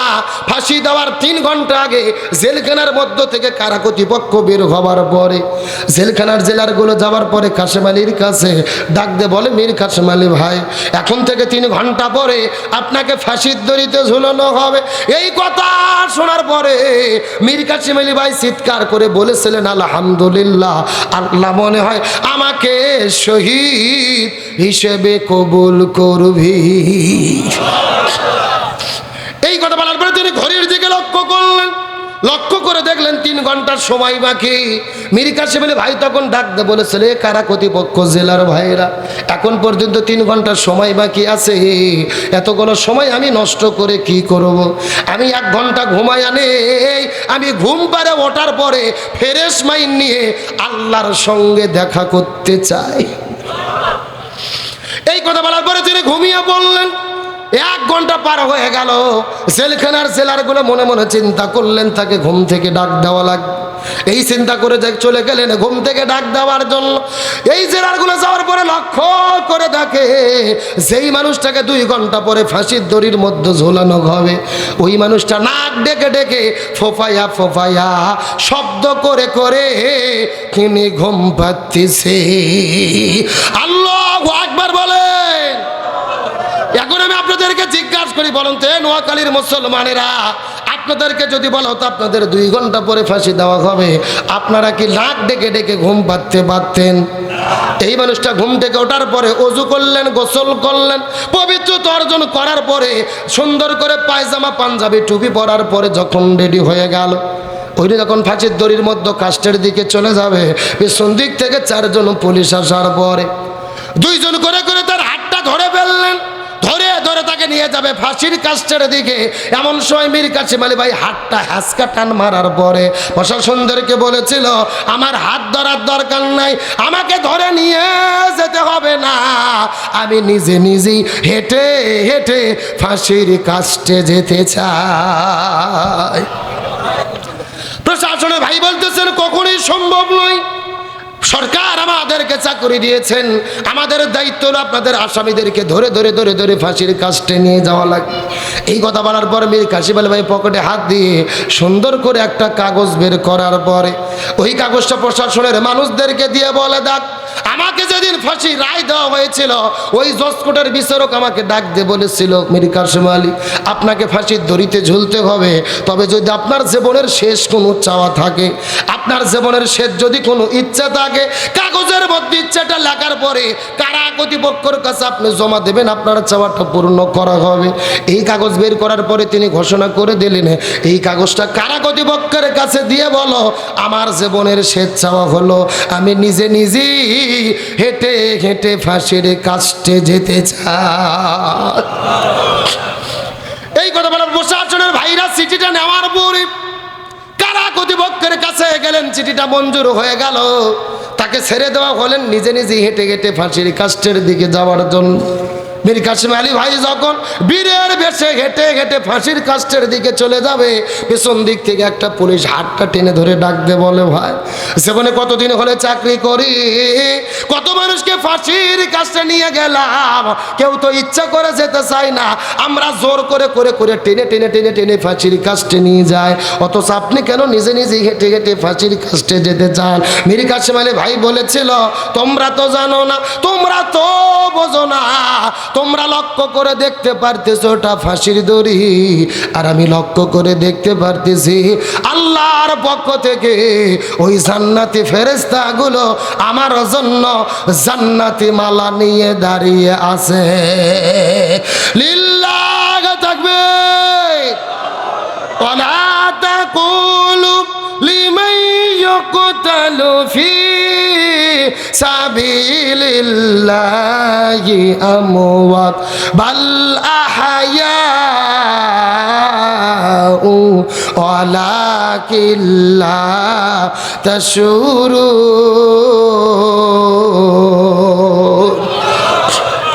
আল্লাহ তাআলা ডাকতে বলে পৃথিবীর মানুষেরা রে, দিনের জন্য যারা জীবন দেয়, ইসলামী আন্দোলন করতে যারা যারা জীবন দেয়, জমিনের মধ্যে দিন কায়েমের জন্য জীবন দেয়, এরা মরে না, এরা কখনো মরে না, এরা কখনো মরে না রে, এরা কখনো মরে না, এরা হলো জিন্দা, এরা হলো জিন্দা। এই জমিনের ভেতরে ইসলামী আন্দোলন করতে গিয়ে, দিন কায়েম করতে গিয়ে, আল্লাহর জমিন আল্লাহর কোরআনকে বিজয় করতে গিয়ে যারা জীবন দেয়, এরা মরে না, এরা জীবন দেওয়ার সঙ্গে সঙ্গে আল্লাহ তাদেরকে জান্নাতের পাখি করে রাখে। আমার বন্ধুগণ, মুসলমান ভাইরা, গভীর মনোযোগ। আমার মনে বলে এই নিরপরাধ মানুষগুলো বাংলাদেশে জীবন দিয়েছে, আর তাদের জীবনের আত্মত্যাগের ওসিলায় আল্লাহ বাংলাদেশে নতুন করে একটা স্বাধীনতা দান করেছে। আরো জোরে বলেন, কথা ঠিক কিনা? আর এই বাংলাদেশে যারা আলেমদের বিরুদ্ধে ষড়যন্ত্র করেছিল, কোরআনের পাখি আল্লামা সাঈদীকে জেল থেকে বের করে হসপিটালে নিয়ে গিয়ে ইনজেকশনের সিরিজের ভেতরে বিষ ঢুকাইয়া হত্যা করেছিল, যারা আলেমদেরকে শেষ করতে চেয়েছে, আজকে তারাই দেশ ছাড়া হয়েছে। এগুলো কাদের ফয়সালা? আপনাদের এই যে এলাকার যত নেতা খেতা ছিল, স্বৈরাচারের দোসর ছিল, ওরা কি আছে না পালাইছে? এ কথা কর না কে? কোথায় আওয়ামী লীগ, কোথায় কাদের কাকা, কোথায় গেল ওই জালেমের গরম গরম কথা? এ কথা কন। কাদের কাকার কথা বলা থেকে মন খারাপ নাকি আপনাদের? না না, আপনাদের এলাকারই তো সন্তান, এখানেই বাড়ি। কোথায় আওয়ামী লীগ, কোথায় কাদের কাকা, কোথায় গেল ওই জালেমের গরম গরম কথা? খেলা হবে, খেলা হবে, খেলা হবে, খেলা হবে, খেলা হবে, বইলা কাকা গেল পালাইয়া। এ কথা কর না কে? খেলা হবে ডাইলগ কে দিয়েছিল? এ জোরকন কি কাদের? কাউয়া কাদের? আপনাদের এলাকার ছেলে, আর আপনারা বলতেছেন কাউয়া। এই ভিডিও যদি ওবায়দুল কাদের দেখে তাহলে জীবন শেষ। এ কথা কর না কে? ওরা বলেছিল খেলা হবে, কিন্তু আসল খেলা যখন শুরু হলো এদেরকে খুঁজে পাওয়া গেল। এই যে 5 বছর আগে যখন নির্বাচন হলো, ভোটের দিনে আমাদের এলাকার একটা মুরব্বী চাচা চিন্তা করছে, ফজর নামাজ পড়ার পরে 8টার দিকে যেহেতু ভোট, আমি রোজু নষ্ট করব না, ফজরের রোজু আজকে তুই 8টার দিকে ভোট দিতে গেছে। চাচা যাওয়ার পরে দেখতেছে, চাচা যাওয়ার আগে আর এক আল্লাহর ওলি এসে তাহাজ্জুদের নামাজ পড়িয়ে দিয়ে গেছে। কথা বোঝা যায়? চাচা গেছে ফজরের রোজুতে ভোট দিতে, আর ওরা কাম সারছে কিসের রোজু দিয়ে? আপনাদের এলাকার খবর কি? একই খবর। চাচা মন খারাপ করে চলে যাচ্ছে, ছেলে পেলে ডাকতে বলছে, চাচা শোনেন, বাড়ির যে চাষিকে নিষেধ করবেন, চাষিও যেন না আসে, তার কারণ চাষির ভোটও দেওয়া হয়ে গেছে। তখন চাচা বলতেছে, কে বাবা, তোমার চাষি মরে গেছে 6 বছর আগে। জোর বলেন, কয় বছর আগে? বলছে 6 বছর আগে তোমার চাষি মারা গেছে। আজকে কখন ভোট দিতে এসেছিল, আমাকে ডাক দিল, তো আমি একটু দেখা করতাম। আমার ভাইরা আসার জন্য বলি নাই। এই গত 16 বছরে তারা যেই নির্বাচন করেছে, সঠিক নিরপেক্ষ নির্বাচন যদি হইতো, জামাত বিএনপির প্রার্থী যদি মাঠে থাকতে পারতো, এরা এমপি মন্ত্রী হওয়া তো দূরের কথা, এরা একটা মেম্বার পর্যন্ত হতে পারত না। আর বিনা ভোটে এমপি মন্ত্রী হয়ে কাজ পায় না, দুবাই মসজিদের মাহফিল বন্ধ করে। কই মির্জা কাদের আছে না পালাইছে? ও নিজেই বলেছিল পালানোর জন্য দরজা নোয়াই পাবা না। এ কথা কর না কা? মাহফিল বন্ধ করেছে। এখন বাংলাদেশের যে পরিবেশ চলতেছে, মাহফিল বন্ধ করতে আসলে পিঠের চামড়া থাকবে না। কতক্ষণ ঠিক কিনা? তাহলে জোরবেলা বলেছিল আমরা পালাবো না, প্রয়োজনে ঠাকুর গাঁয়ে ফখরুলের বাসায় যাব। মির্জা ফখরুল ইসলাম আলমগীর অত্যন্ত মার্জিত মানুষ, গত 1 মাস আগে বলেছে, কোথায়? আমি তো ঘরের দরজা খুলে রেখেছিলাম, উনি তো আর আসলেন না। পালাবো না, পালাবো না, যাই না কবো দেখা, তাদের সারা দেশটা কেমন লাগে ফাঁকা ফাঁকা। এমপিরা সব কোথায় গেল, কোথায় কাদের কাকা, তাদের সারা দেশটা কেমন লাগে ফাঁকা। ফাঁকা এ শূন্যস্থান পূরণ বোঝেন না, জোরে ফাঁকা। পালাবো না যাই না কবু দেখা, তাদের সারা দেশটা কেমন লাগে ফাঁকা।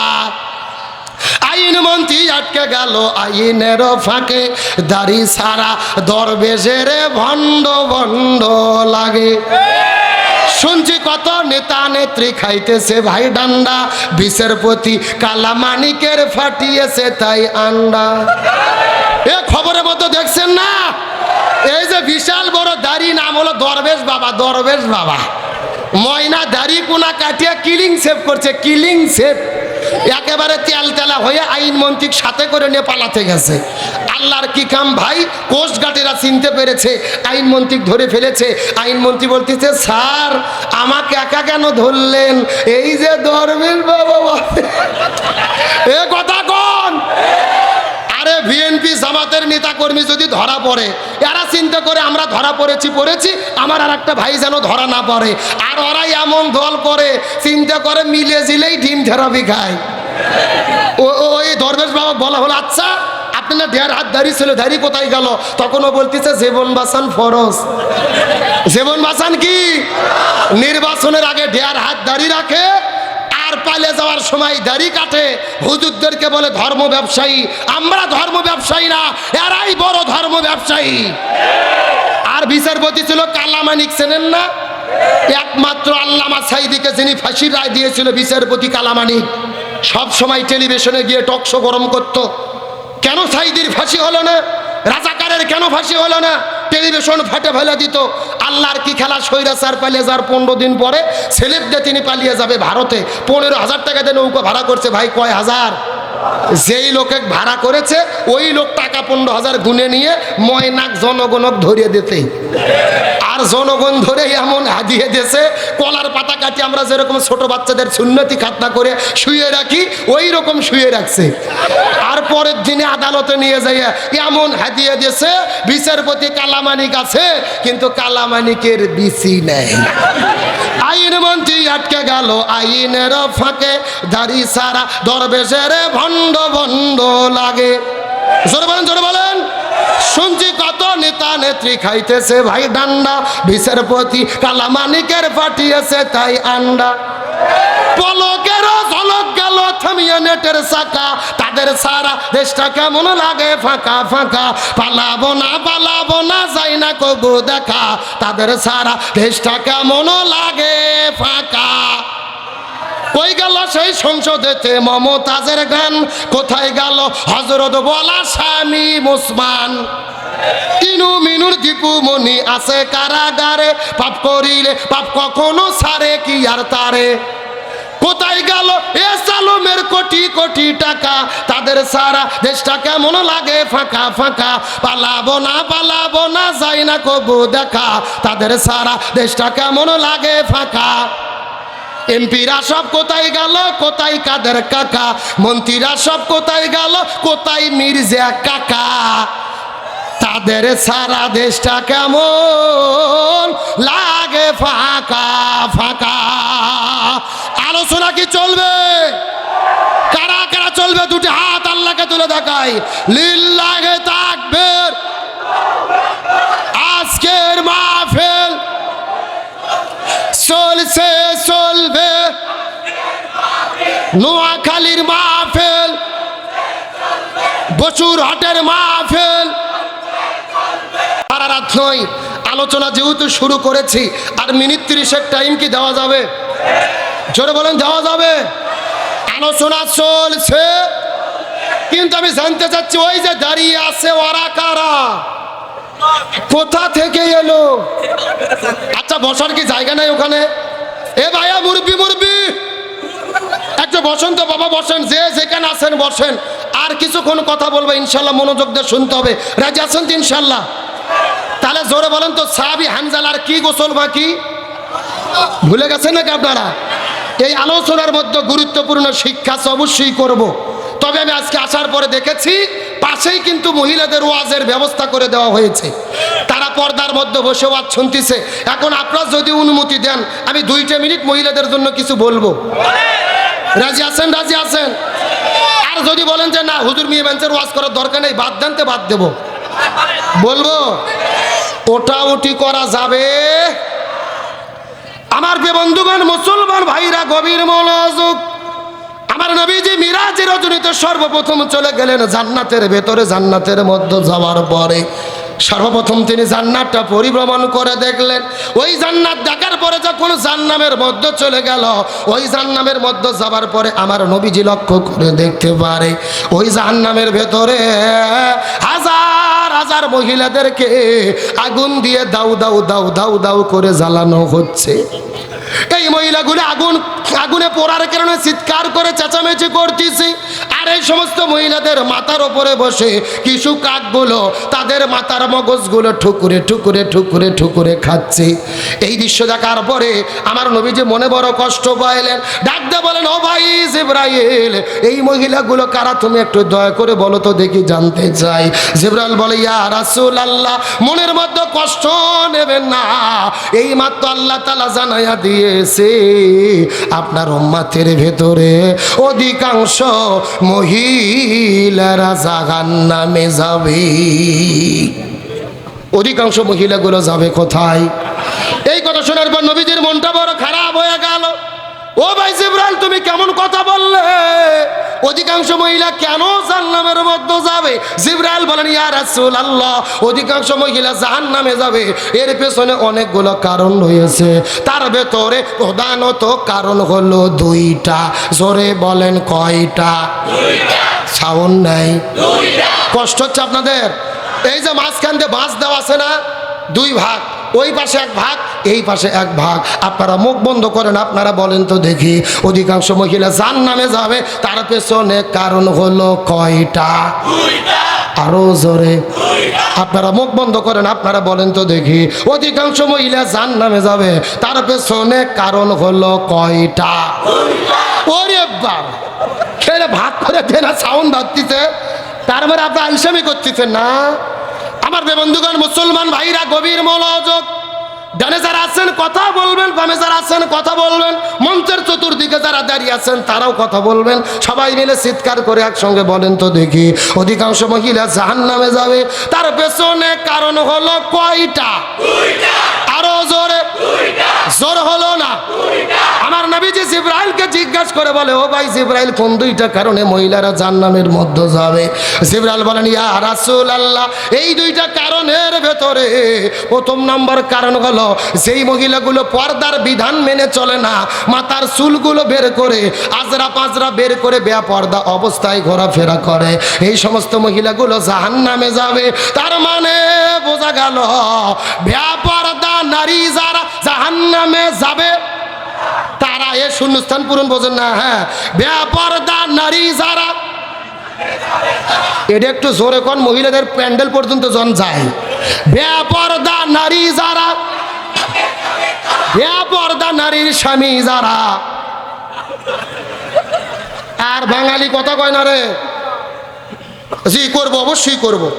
আমার দিকে লক্ষ্য করেন, আমরা যখন ওয়াজ করি না অধিকাংশ মহিলা জাহান্নামে যাবে, তখন কিছু কিছু পুরুষ বগল বাজায়, যে যাক আলহামদুলিল্লাহ মহিলাগুলো যাই যাক, আমরা তো থাকলাম।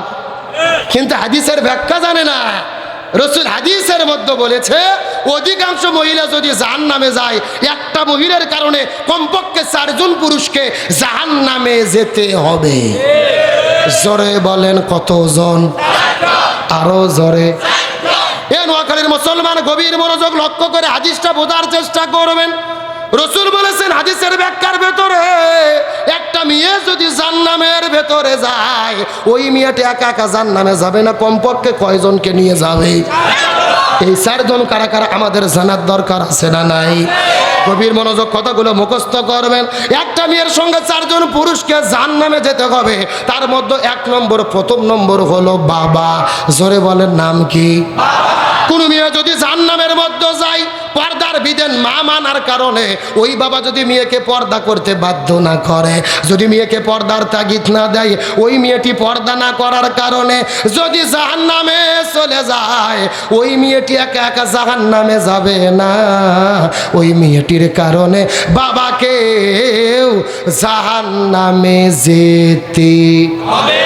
এ বসিরহাটের মুসলমান গভীর মনোযোগ, আপনাদের এলাকার ভেতরে এমন মুরব্বী চাচা আছে মাথার মধ্যে টুপি, মুখের মধ্যে দাড়ি, হজ করেছে 6 বার, সামনের কাতারে নামাজ পড়ে, অথচ আল্লাহ তাআলা তাকে 2টা মেয়ে দান করেছে। একটা হলো মাহিয়া মাহি, আর একটা হলো পরিমণি। এ যুবকেরা কথা বলো, মানে পর্দার কোনো বিধান মানে না, গেঞ্জি পরে টি শার্ট পরে বেপর্দা অবস্থায় রাস্তাঘাটে ঘোরাফেরা করে, স্কুলে যায়, কলেজে যায়, এইরকম বেপর্দা মহিলা আছে না নাই? তার বাবা কিন্তু খুবই ভালো, সামনের কাতারে নামাজ পড়ে, হজ করে, যাকাত দেয়, কিন্তু তার মেয়েকে পর্দা করতে বাধ্য করে না। এ নোয়াখালীর মুসলমান গভীর মনোযোগ, ভালো করে বোঝার চেষ্টা করবেন।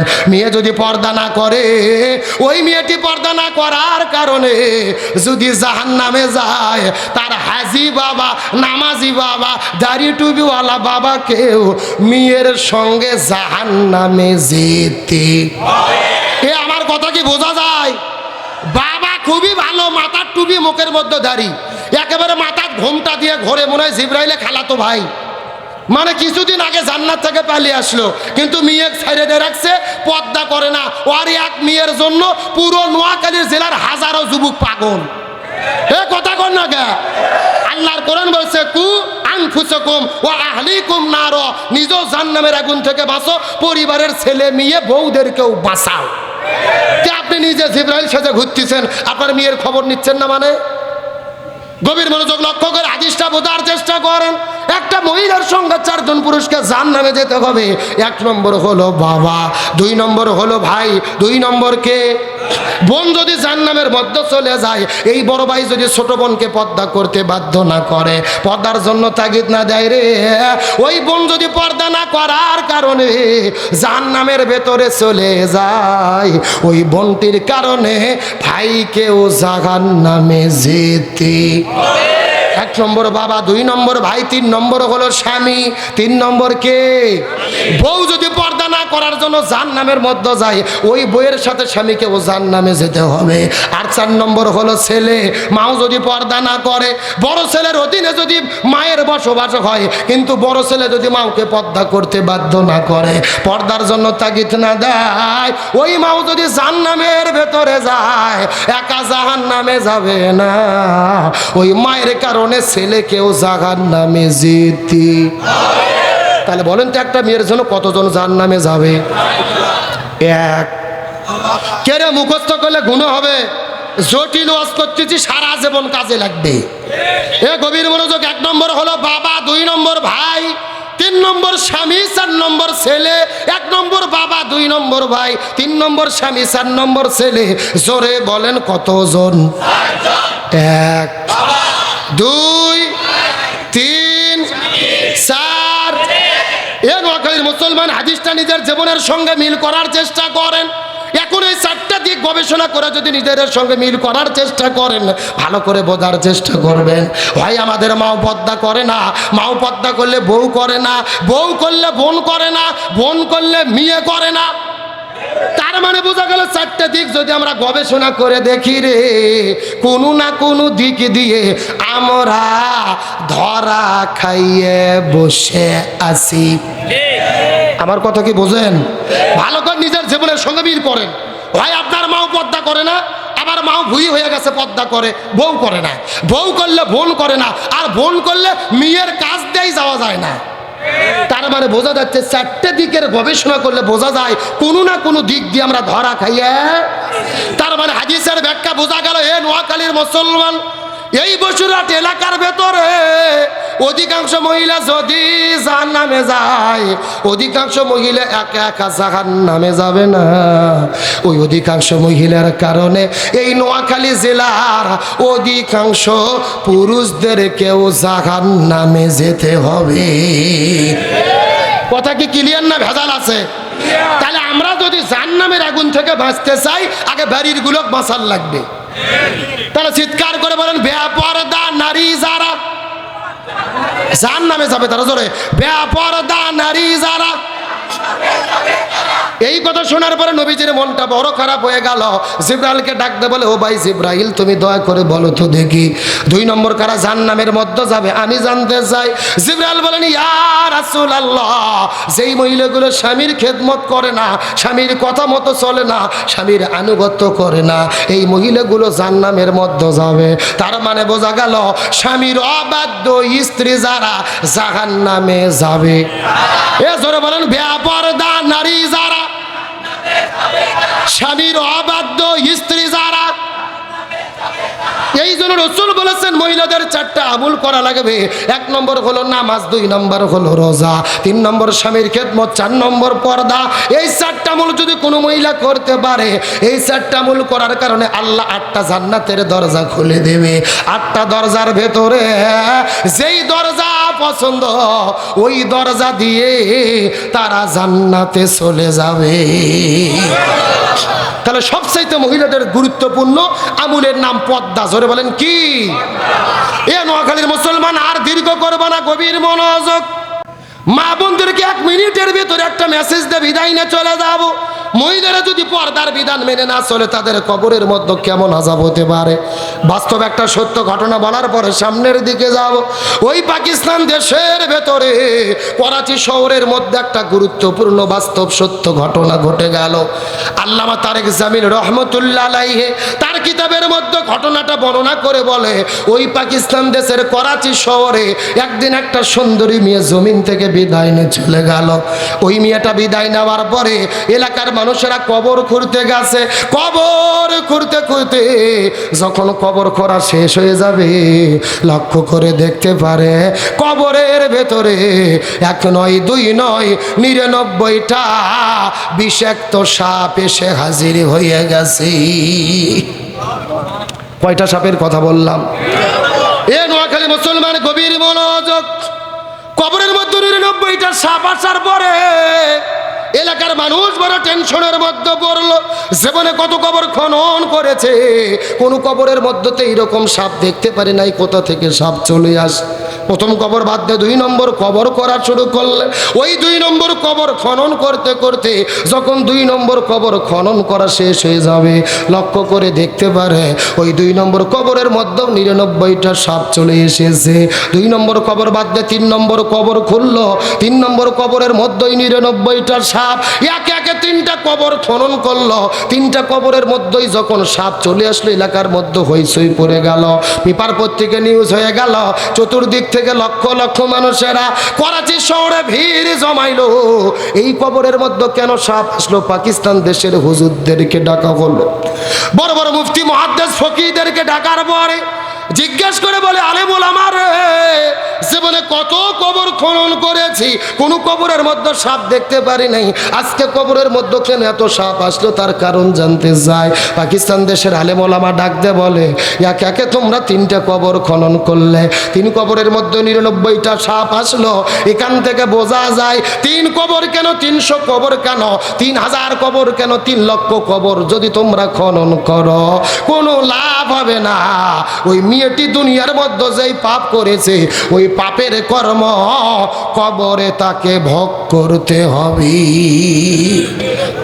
ওই মেয়েটি দুনিয়ার মধ্যে কি এমন পাপ করলো, অন্যায় করলো, যেই পাপ করার কারণে কবরের মধ্যে 99টা সাপ আসলো? জানতে মন চাই কি চায় না?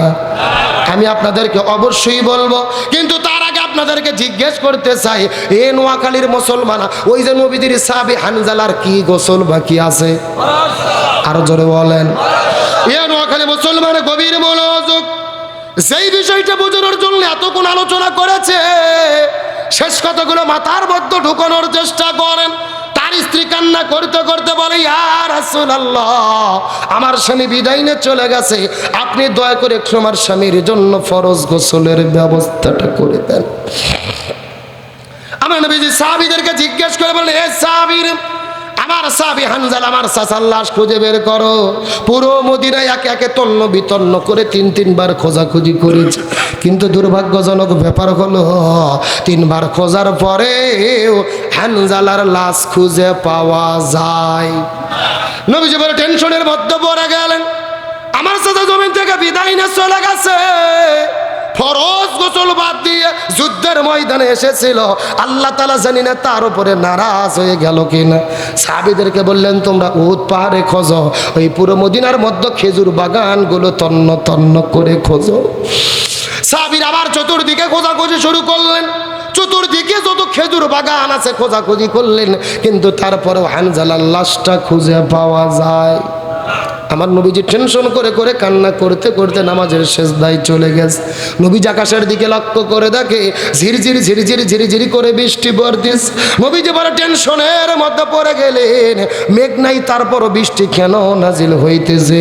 নবীজি আবার যখন সেজদায় পড়ে কান্না করে, আল্লাহর পক্ষ থেকে জিবরাইল আসার পরে বলে ইয়া রাসূলুল্লাহ, আপনি টেনশন করবেন না, রাগ করবেন না, কান্না করবেন না।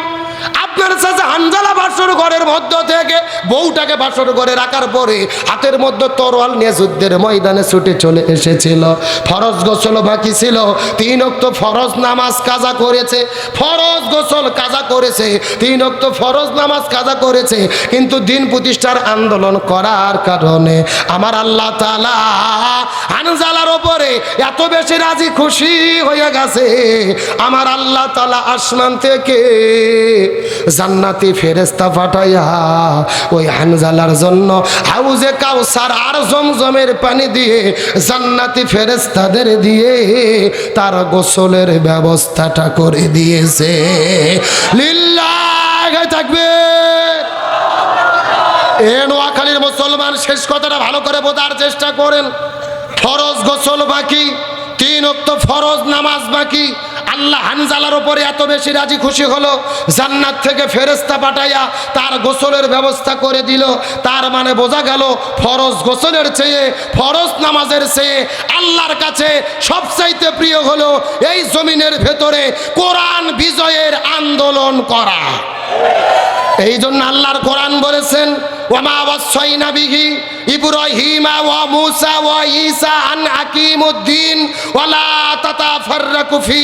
হে পৃথিবীর মুসলমানেরা গভীর মনোযোগ, এই জমিনে আমি যত নবী রাসূল প্রেরণ করেছি, হযরত ইব্রাহিম আলাইহিস সালাম, হযরত মূসা, ঈসা আলাইহিস সালাম, যত নবী রাসূল জমিনে গিয়েছে প্রত্যেকটা নবী রাসূলের দায়িত্ব ছিল তারা যেন জমিনের ভেতরে দ্বীন কায়েমের আন্দোলন করে। আর তোমরাও যদি মুসলমান হও, তোমাদেরও দায়িত্ব হলো জমিনে দ্বীন কায়েমের আন্দোলন করতে হবে। ওয়ালা তাতাফাররাকু ফি, এই ব্যাপারে কোনো মত পার্থক্য করা যাবে না। গভীর মনোযোগ লক্ষ্য করেন, আল্লাহ কোরআনের ভেতরে 82 জায়গায় বলেছে আকিমুস সালাহ ওয়া আতাবুজ যাকাত, নামাজ কায়েম করো, যাকাত প্রদান করো। কিন্তু নামাজ আর যাকাত নিয়ে এই জমিনে ওয়ালা তাতাফাররাকু ফি, তোমরা দলাদলি করো না, এমন কথা আল্লাহ কোরআনের কোনো জায়গার ভেতরে বলে নাই। আল্লাহর কোরআন বলেছেন আলিল্লাহি আলান নাসি হিজ্জুল বাইত, যদি তোমাদের সমর্থ থাকে হজ করো, কিন্তু হজ করার ব্যাপারে ওয়ালা তাতাফাররাকু ফি, তোমরা দলাদলি করো না, এমন কথা আল্লাহ কোরআনে বলেনি। আল্লাহর কোরআন বলেছে কুতিবা আলাইকুমুস সিয়াম, রমজান মাসে রোজাকে ফরজ করে দিলাম, রোজা রাখার ব্যাপারে ওয়ালা তাতাফাররাকু ফি, তোমরা দলাদলি করো না, এমন কথা আল্লাহ কোরআনে বলেনি। আল্লাহর কোরআন বলেছেন ফাজকুরুনি আযকুরুকুম, তোমরা আমার জিকির করো, আমিও তোমাদের জিকির করব, জিকিরের ব্যাপারে দলাদলি করো না, এমন কথা আল্লাহ কোরআনে বলেনি। কিন্তু আল্লাহর কোরআন বলেছেন আনাকিমুদ্দিন, তোমরা দ্বীন কায়েম করো, ওয়ালা তাতাফাররাকু ফি, এই ব্যাপারে কোনো মত পার্থক্য করো না। তার কারণ আল্লাহ খুব ভালো করে জানে নামাজ, রোজা, হজ, যাকাত, জিকির এইগুলো নিয়ে কোনো দলাদলি হবে না। যত দলাদলি হবে এই জমিনে কোরআন বিজয়ের আন্দোলন নিয়ে। ভালো করে দেখেন, আপনাদের নোয়াখালী কোম্পানিগঞ্জ 80 বছরের বুড়ো চাচা, মাথার টুপি, মুখের মধ্যে দাড়ি, সামনের কাতারে নামাজ পড়ে। ওই চাচাক যদি বলা হয়, কোনো হুজুর যদি যায় বলে চাচা বাংলাদেশে দ্বীন কায়েম করা লাগবে, কোরআনের শাসন কায়েম করতে হবে, ওই চাচা লাভ দিয়ে উঠে বলে এই হুজুর রাজনীতি করে রে। কথা কন, কথা কন। তার মানে বোঝা যায় ওর কাছে নামাজ ভালো লাগে, ওর কাছে হজ ভালো লাগে, ওর কাছে জিকির ভালো লাগে, কিন্তু আল্লাহর জমিনে আল্লাহর দ্বীন কায়েম ভালো লাগে না। কথা পরিষ্কার, যার কাছে নামাজ, রোজা, হজ, যাকাত ভালো লাগে, আল্লাহর জমিনে আল্লাহর দ্বীন কায়েম ভালো লাগে না। এরাই হলো টাটকা পাক্কা মুনাফিকের গোষ্ঠী। কারণ মুনাফিকের সর্দার ছিল আব্দুল্লাহ ইবনে উবাই। কেন মুনাফিকের সর্দার হলো? নবীজির পিছেই নামাজ পড়তো, মাথার টুপি, মুখের মধ্যে দাড়ি। মুনাফিকের সর্দার হওয়ার পেছনে কারণ হলো দুইটা: এক নম্বর নবীর নেতৃত্ব মানেনি, আর দুই নম্বর জমিনে দিন কায়েমের বিরোধিতা করেছে। সুতরাং আল্লাহর কোরআন বলেছেন আকিমুস সালাহ, নামাজ যেমন ফরজ, আকিমুদ্দিন, দিন কায়েমও তেমনি রূপে ফরজ। সুতরাং আল্লাহর কাছে সবচাইতে প্রিয় হলো এই জমিনে দিন কায়েমের আন্দোলন করা। এই জমিনের ভেতরে দিন কায়েমের জন্য ইসলামী আন্দোলনের কর্মী হয়ে এই বাংলার জমিনে স্বাধীনতার 54 বছর পার হয়ে গেছে, শান্তি চেয়েছি, শান্তি পাইনি। শান্তি যদি পেতে হয় কোরআনের কাছে আসতে হবে। সুতরাং আজকের ঘোষণা, এই বাংলার জমিনে সবাইকে দেখা শেষ, আগামীতে আলেমদের নেতৃত্বে কোরআনের বাংলাদেশ। সুতরাং আল্লাহর কাছে সবচেয়ে প্রিয় আমল এই জমিনে দিন কায়েমের আন্দোলন করা, ইসলামী আন্দোলনের কর্মী হয়ে ইকামতে দ্বীনের কাজ করতে, এই বাংলাদেশে কোরআন বিজয়ের জন্য কাজ করতে। কারা কারা রাজি? দুটো হাত আল্লাহকে তুলে দেখান।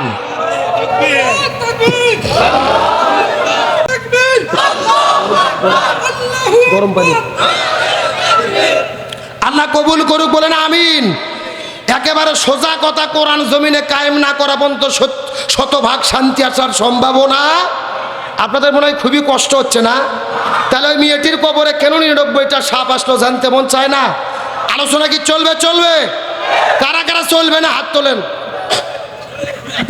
এই হলো হুজুগে বাঙালি, যাই বলে আইরে তারই সাথে যাই রে, বোঝা শোনা নাই রে। সত্য সত্য কারা কারা চলবে হাত তোলেন তো। লিল্লাহি তাকবীর। এ আগের মতো সাউন্ড নাই, হাত নামান। আপনাদের এইদিকে ফুটবল খেলা হয় না? বিয়ে অবিয়ে খেলা হয় না? এক পাশে যারা বিয়ে করতে তারা, আর এক পাশে যারা বিয়ে করেনি তারা, এরকম খেলা হয় না? এখন একটা তাকবীর দেব, প্রথমে তাকবীর দেবে যারা বিয়ে করেনি তারা, তারপরে তাকবীর দেবে যারা বিয়ে করেছে তারা। দেখি কাদের সাউন্ড বেশি দেখার দরকার আছে না নাই? প্রথমে হাত উঠে অবিবাহিত কারা দেখি, যারা যারা বিয়ে করনি। হ্যাঁ, লিল্লাহি তাকবীর, মাশাআল্লাহ, হাত নামাও। এখন যারা যারা বিয়ে করছেন, বড় ভাই বাবা যারা মুরব্বীরা, যারা যারা বিয়ে করেছেন হাত তোলেন জি। লিল্লাহি তাকবীর। কি ভাইজান সাউন্ড কাদেরটা বেশি? আপনারা বিয়ে করছেন এই জন্য বলতেছেন নাকি? আসলে বিয়েলার সাউন্ড বেশির কারণ হলো বিয়েলাদের সংখ্যা বেশি। হ্যাঁ সুমন ভাই, ফোন খুলে একটা ছবি নেন। এখন আমরা বিয়ে ও বিয়ে সবাই মিলে সাথে যদি তাকবীর দেই, সাউন্ড কম হবে না বেশি হবে? সবাই মিলে এমন একটা তাকবীর দেব, আশেপাশে কোনো সার পোকা, তেলা পোকা, উই পোকা, ইসলাম বিদ্বেষী শক্তি যদি থাকে, ওদের অন্তরে যেন কাঁপুনি সৃষ্টি হয়। রাজি আছেন? দেখে সবাই হাতগুলো টান টান করে তোলেন তো দেখি সবাই। হ্যাঁ, হাতগুলো একটু নাড়াচাড়া করেন তো, ঘুম ছাড়ুক। আলহামদুলিল্লাহ। এখন হাতগুলো একটু মুষ্টি করেন, মুষ্টি একটু গলা কাকার দেন দেখে। লিল্লাহি তাকবীর। আল কোরআনের আলো, আল হাদিসের আলো, দুনিয়ার মুসলিম, ইসলামের শত্রুরা, কোরআন আছে যেখানে, হাদিস আছে যেখানে, আল কোরআনের আলো, সংসদে জালো। চিৎকার করে বলেন, কবরে কয়টা সাপ? আরো জোরে বলেন। আমার যে বন্ধুগণ মুসলমান ভাইরা, গভীর মনোযোগ, শেষ কথাটা বোঝার চেষ্টা করবেন। পাকিস্তান দেশের হুজুরগুলো ফতোয়া দিয়ে দিল, লক্ষ লক্ষ কবর করে কোনো লাভ হবে না, মেয়েটিকে কবরের মধ্যে দাফন করে দাও। তার কারণ হলো ওই মেয়েটি দুনিয়ার ভেতরে যে অপকর্ম করেছে, পাপের ফল তাকে কবরে ভোগ করতে। এই কথা বলার পরে যখন ঘোষণা হলো মেয়েটিকে সাপের মধ্যে দাফন করে দাও, মানুষেরা বড় টেনশনের মধ্যে পড়ে গেলেন। আপনাদের নোয়াখালী কোম্পানিগঞ্জের মধ্যে যখন দাফন কাফন করা হয়, দুইটা মানুষ আগে কিন্তু কবরের ভেতরে ঢোকে, তারপরে লাশটাকে কবরের মধ্যে নামানো হয়। কথা বলেন ঠিক কিনা? কিন্তু যেহেতু কবরের মধ্যে সাপ ঢুকেছে, এই সাপের মধ্যে লাশ কেমন করে নামাবে? মানুষেরা দীর্ঘক্ষণ চেষ্টা করে করে বুদ্ধি করার পরে বিশাল একটা লম্বা বাঁশ কাটার পরে, বিশাল লম্বা একটা বাঁশ কাটার পরে ওই বাঁশের মাথার সঙ্গে লাশটা দড়িতে বাঁধার পরে অনেক দূর থেকে ঠেলে ঠেলে ঠেলে ঠেলে ঠেলে ঠেলে লাশটা কবরের মধ্যে ফেলে দিল। ওই লাশটা কবরের মধ্যে ফেলে দেওয়ার পরে অনেক দূর থেকে মাটি দিয়ে জোর করে সবাই মিলে ঢালানো শুরু করলেন, মাটি ফিকানো শুরু করলেন কবরের ভেতরে। কবরটা মাটি দিয়ে যখন পুড়ে চলে গেলেন, এলাকার মানুষেরা সবাই চলে গেল, কিন্তু লক্ষ্য করে দেখা যায় ওই কবরের পাশে একটা বৃদ্ধ মানুষ এসে হাউমাউ করে কান্না করতেছে। এলাকার মানুষেরা সবাই জিজ্ঞাসা করে বলে, চাচা আপনি কেন কান্না করেন? এমন সময় চাচা ডাকতে বলে, আমার কান্না করার কারণ হলো যেই মেয়েটিকে কবরের মধ্যে সাপের মধ্যে দাফন করে দিলাম রে, এই মেয়েটি যেন তেন মেয়ে নয়, আমি হলাম এই মেয়েটির হতভাগা বাবা। সমস্ত মানুষেরা জিজ্ঞাসা করে বলে, বাবা তাহলে সত্য করে বলেন তো দেখি, এই মেয়েটি দুনিয়ার মধ্যে কি এমন পাপ করেছে, কি এমন অন্যায় করেছে, কি এমন অপকর্ম করেছে যেই কারণে কবরের মধ্যে 99টা সাপ ঢুকলো, জানতে যায়। মেয়েটির বাবা ডাকতে বলে, মিথ্যা কথা বলবো না, আমি বাবা আমার মেয়ে বিদায় না চলে গেছে, সত্য কথা বলতে চাই। আমার মেয়ে খুবই ভালো ছিল, 5 ওয়াক্ত নামাজ পড়তো, রমজান মাসে রোজা রাখতো, হজ করতো, যাকাত দিত, কিন্তু আমার মেয়ের একটা অভ্যাস খারাপ ছিল, আমার মেয়েটা পর্দার বিধান মেনে চলতো না, মাথার চুল বের করে আজরা পাজরা বের করে বেপর্দা হয়ে রাস্তাঘাটে সব সময় ঘুরে বেড়াইতো। তার মানে বোঝা গেল ওই মেয়েটির সবই ভালো ছিল, কিন্তু পর্দার বিধান মেনে চলতো। এই জন্য তারা কবরের মধ্যে বিষাক্ত সাপ পাঠাইয়া দিল। কি এই জন্য নোয়াখালী জেলার মা বোনদেরকে বলবো, এ মা বোনের আপনাদের দুটো হাত অনুরোধ করে বলে, পর্দার বিধান মেনে চলবেন। রসুল বলেছেন মহিলাদের 4টা আমল করতে হবে, এই 4টা আমল করলে 8টা জান্নাতের দরজা খোলা হয়ে যাবে। 1 নম্বর নামাজ, 2 নম্বর রোজা, 3 নম্বর স্বামীর খেদমত, 4 নম্বর পর্দা। এই 4টা আমল করলে পারে আল্লাহ 8টা জান্নাতের দরজা খুলে দেবে। ওই দরজা দিয়ে আল্লাহ আপনাদের জান্নাতে ঢোকার মতো সুযোগ করে দেবে। আল্লাহ মহিলাদের 4টা আমল করার মতো তৌফিক দান করুক, বলেন আমিন।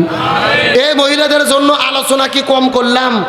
আমি যেই ওয়াজ করছি যদি এরা আমল করে সারা জীবন আর ওয়াজ শোনার দরকার নাই। আর আমরা আজকে আলোচনা করেছি আপনাদের বিষয়ে, শান্তির জন্য কি লাগবে? আরো জোরে বলেন, কি লাগবে? আল কোরআনের আইন চাই, সৎ লোকের শাসন চাই। জোরে, আল কোরআনের আইন চাই। শুধুমাত্র কোরআনের আইন দিয়েই হবে না, সাথে যাদেরকে এমপি মন্ত্রী বানাবো এদেরকে কি হতে হবে?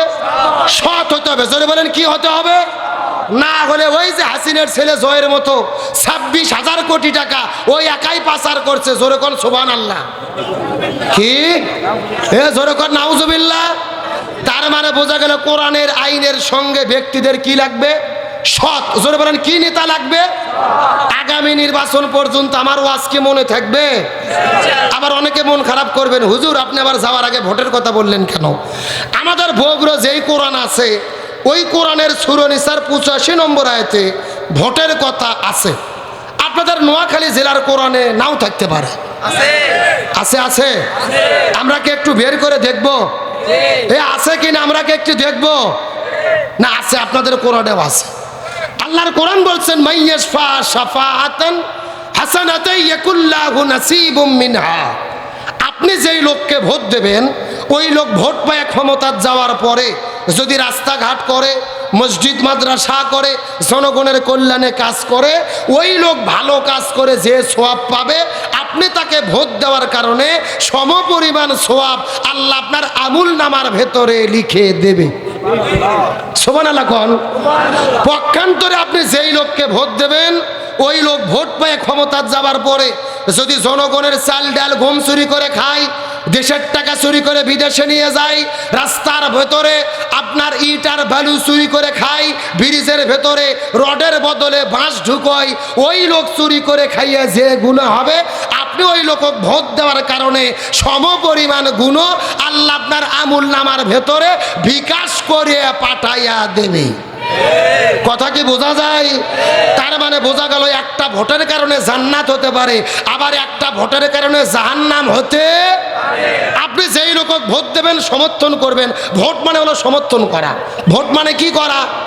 আপনি যার পক্ষে সমর্থন করবেন ওই লোক জান্নাতে গেলে সেও যাবে, আপনিও যাবেন, তার সঙ্গে সওয়াব পাবেন। আর ওই লোক ভোট পায় ক্ষমতার যাইয়া 2 নম্বরই কাজ করলে ওর কাজের জন্য গুনার কারণে আপনাদেরকেও জাহান্নামে, একেবারে সোজা কথা, 1 ভোটে জান্নাত 1 ভোটে জাহান্নাম। কিন্তু আমাদের বাংলাদেশে একটা কথা আছে, আমার ভোট আমি দেব যাকে খুশি। এটা সম্পূর্ণ কোরআন বিরোধী বক্তব্য। আমার ভোট আমি দেব যাকে খুশি তাকে দেব না, আমার ভোট আমি দেব দেখে শুনে সৎ, যোগ্য, ন্যায়পরায়ণ, ইনসাফপূর্ণ এমন ব্যক্তিকে দেব যাকে ভোট দিলে এই বাংলার জমিনে কোরআনের শাসন কায়েম হবে।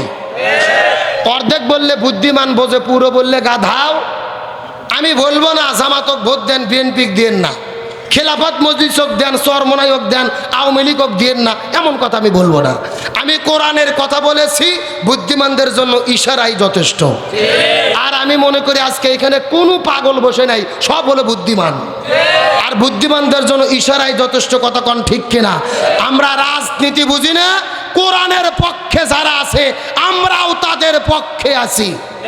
বাংলাদেশের সব দল দেখা শেষ, আগামীতে আলেমদের নেতৃত্বে, ইসলামপন্থীদের নেতৃত্বে কোরআনের বাংলাদেশ। কারা কারা যে দুটো হাত আল্লাহকে তুলে দেখান, লিল্লাহি তাকবীর।